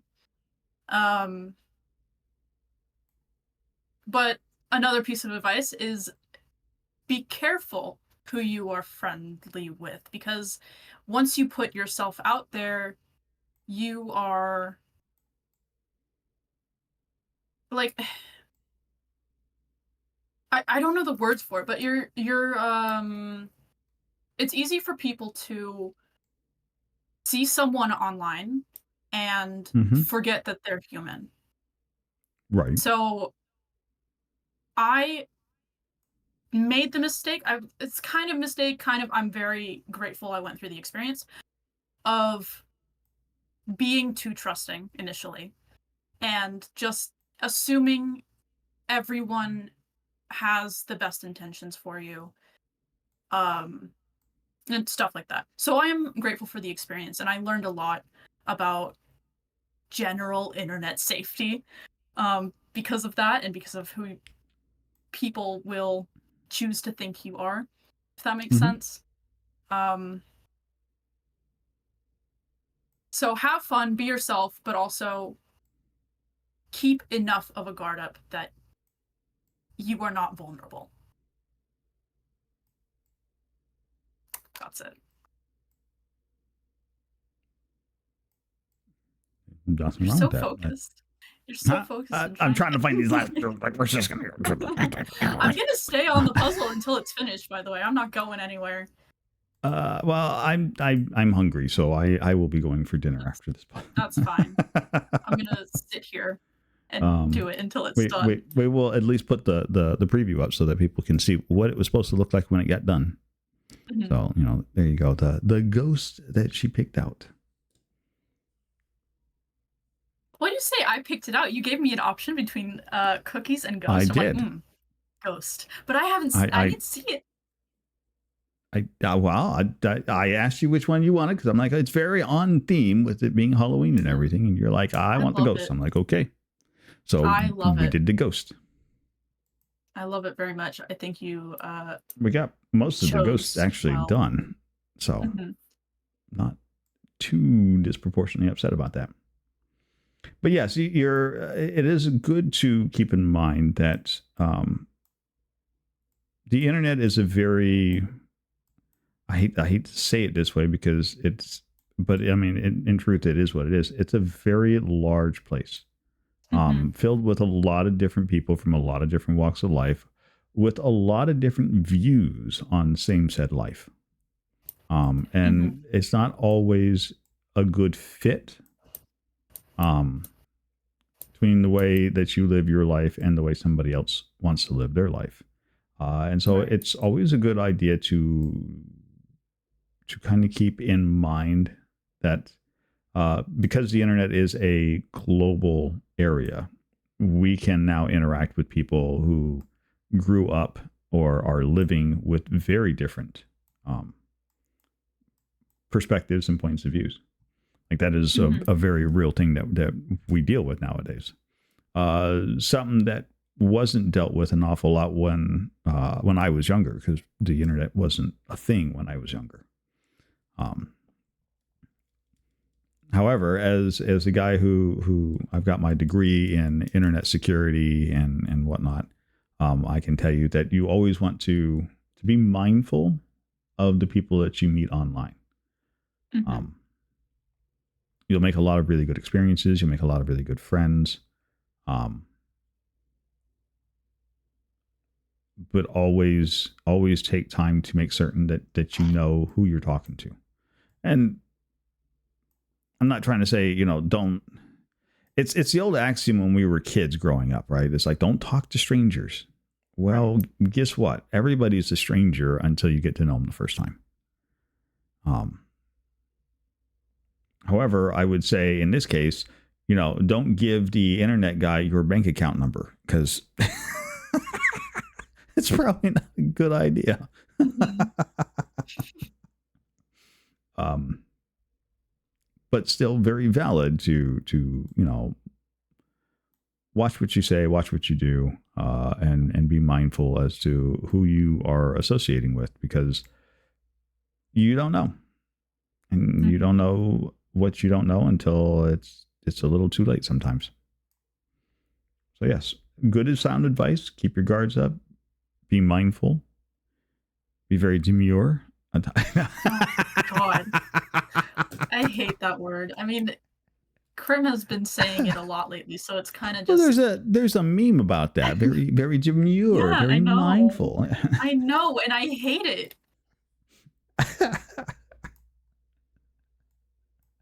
It's fine. It's fine.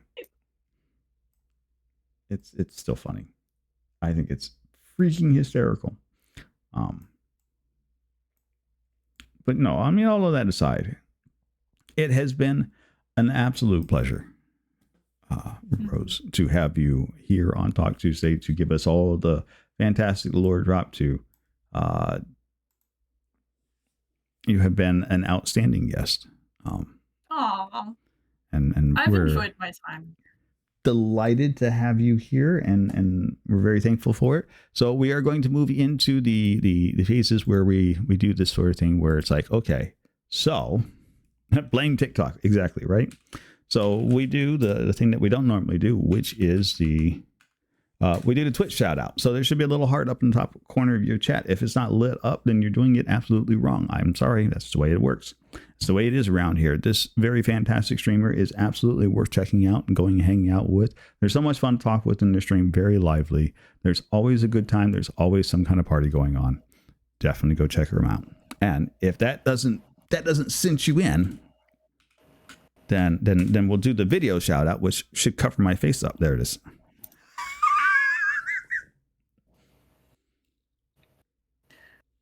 Oh, that's Bald Man. Mm-hmm. Not the naked granny. I was hoping for a naked granny. I was like, I want naked granny. No. This one is good though. I like this one.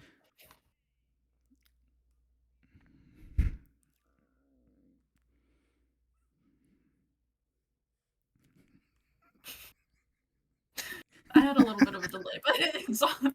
I love when that comes up instead of. I like Naked Granny, but it's a little bit too long of a clip for my liking. But I like that you like it so much. I considered getting it, rid of it for a while because I was the freaking it out for no it's reason. it's the one that comes up every time it comes up. I just hear naked grandma, and I'm like, that's Rose. And it doesn't matter what is going on. I hear naked grandma, and I just start laughing because it's like, oh, because I will drop this last piece of lore on you before we cut out and leave for the evening. You do need to, while I'm dropping this lore, you do need to pick somebody that we're going to go raid out to. Yeah, I That think is I have your some. last tour duty. So my grandparents, we would go visit. I would go visit my grandparents every other summer. I wouldn't say every summer. It was every other summer. We would get shipped off to go stay with grandma and grandpa for about a month and a half or so during the summer. And there was one day my grandfather and grandmother shooed us all out of the house and told us not to come in until supper was called. And I really had to go to the bathroom.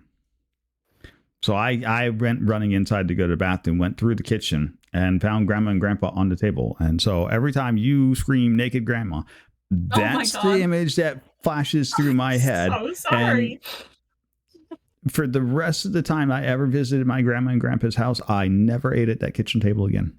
Nope. Yeah, I don't blame you. That's some really nice lore. Thank you so much for sharing. So there you go. There's one for you. So yes, every time you say naked grandma, I'm like, no, no, no. Been there, done that. I don't want that T-shirt. It's understandable completely. Okay, so who we're gonna go raid out to? Elite Fargus. Do you have him I following, or have do you him. need... I have Okay. him in my list. All the wrinkles you have no idea. I feel Let me like do this. having those types of experiences growing up, they really shape who you are.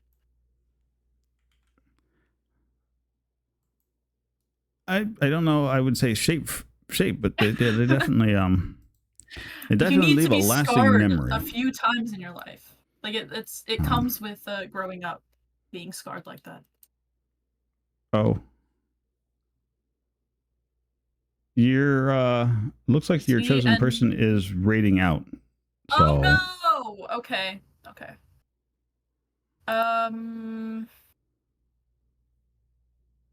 We can go to Salty. I feel horrible because I always see her streaming, but I've never actually caught a full stream. But I don't have anyone up. Oh, maybe. Oh, I guess not. I would be incorrect. Okay, then let's still go to Fargus. So we'll go with Fargus. All right. It just I unmuted his stream to see what he was doing, because I was like, oh, he's been running for almost 8 hours. Wow. Yeah. But and it sounded like he was in the process of raiding out himself. I'm like, oh, okay. Is watching the Miracles of Life documentary count?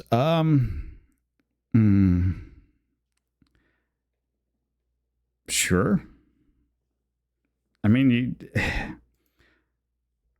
after that particular interaction when I was a kid, and I have personally delivered, I think, 4 babies, while working on the back of an ambulance. There is not too much that phases me anymore. So. The lore. The lore. The lore. Right. I am going to deafen and close out to the end screen. If you would just hold on a few seconds till the end screen comes up. You're welcome to close out the call if you would like. And I will catch up with you next time. Rose, you have been an absolute phenomenal guest. Thank you for taking time out of your schedule to hang with us, to talk with us, to share with us. I hope everybody in chat has made a new friend today. If not, hope. What's wrong with you? I've had a blast here. So thank you for having me.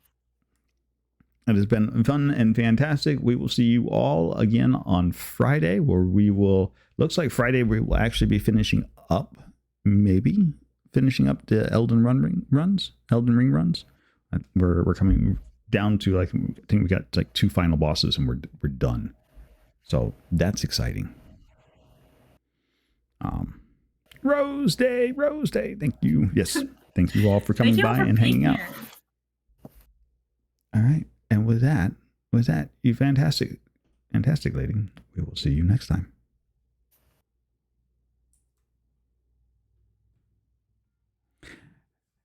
And that's the end screen, ladies and gentlemen. You guys have been fantastic. You guys have been amazing. You guys have been phenomenal.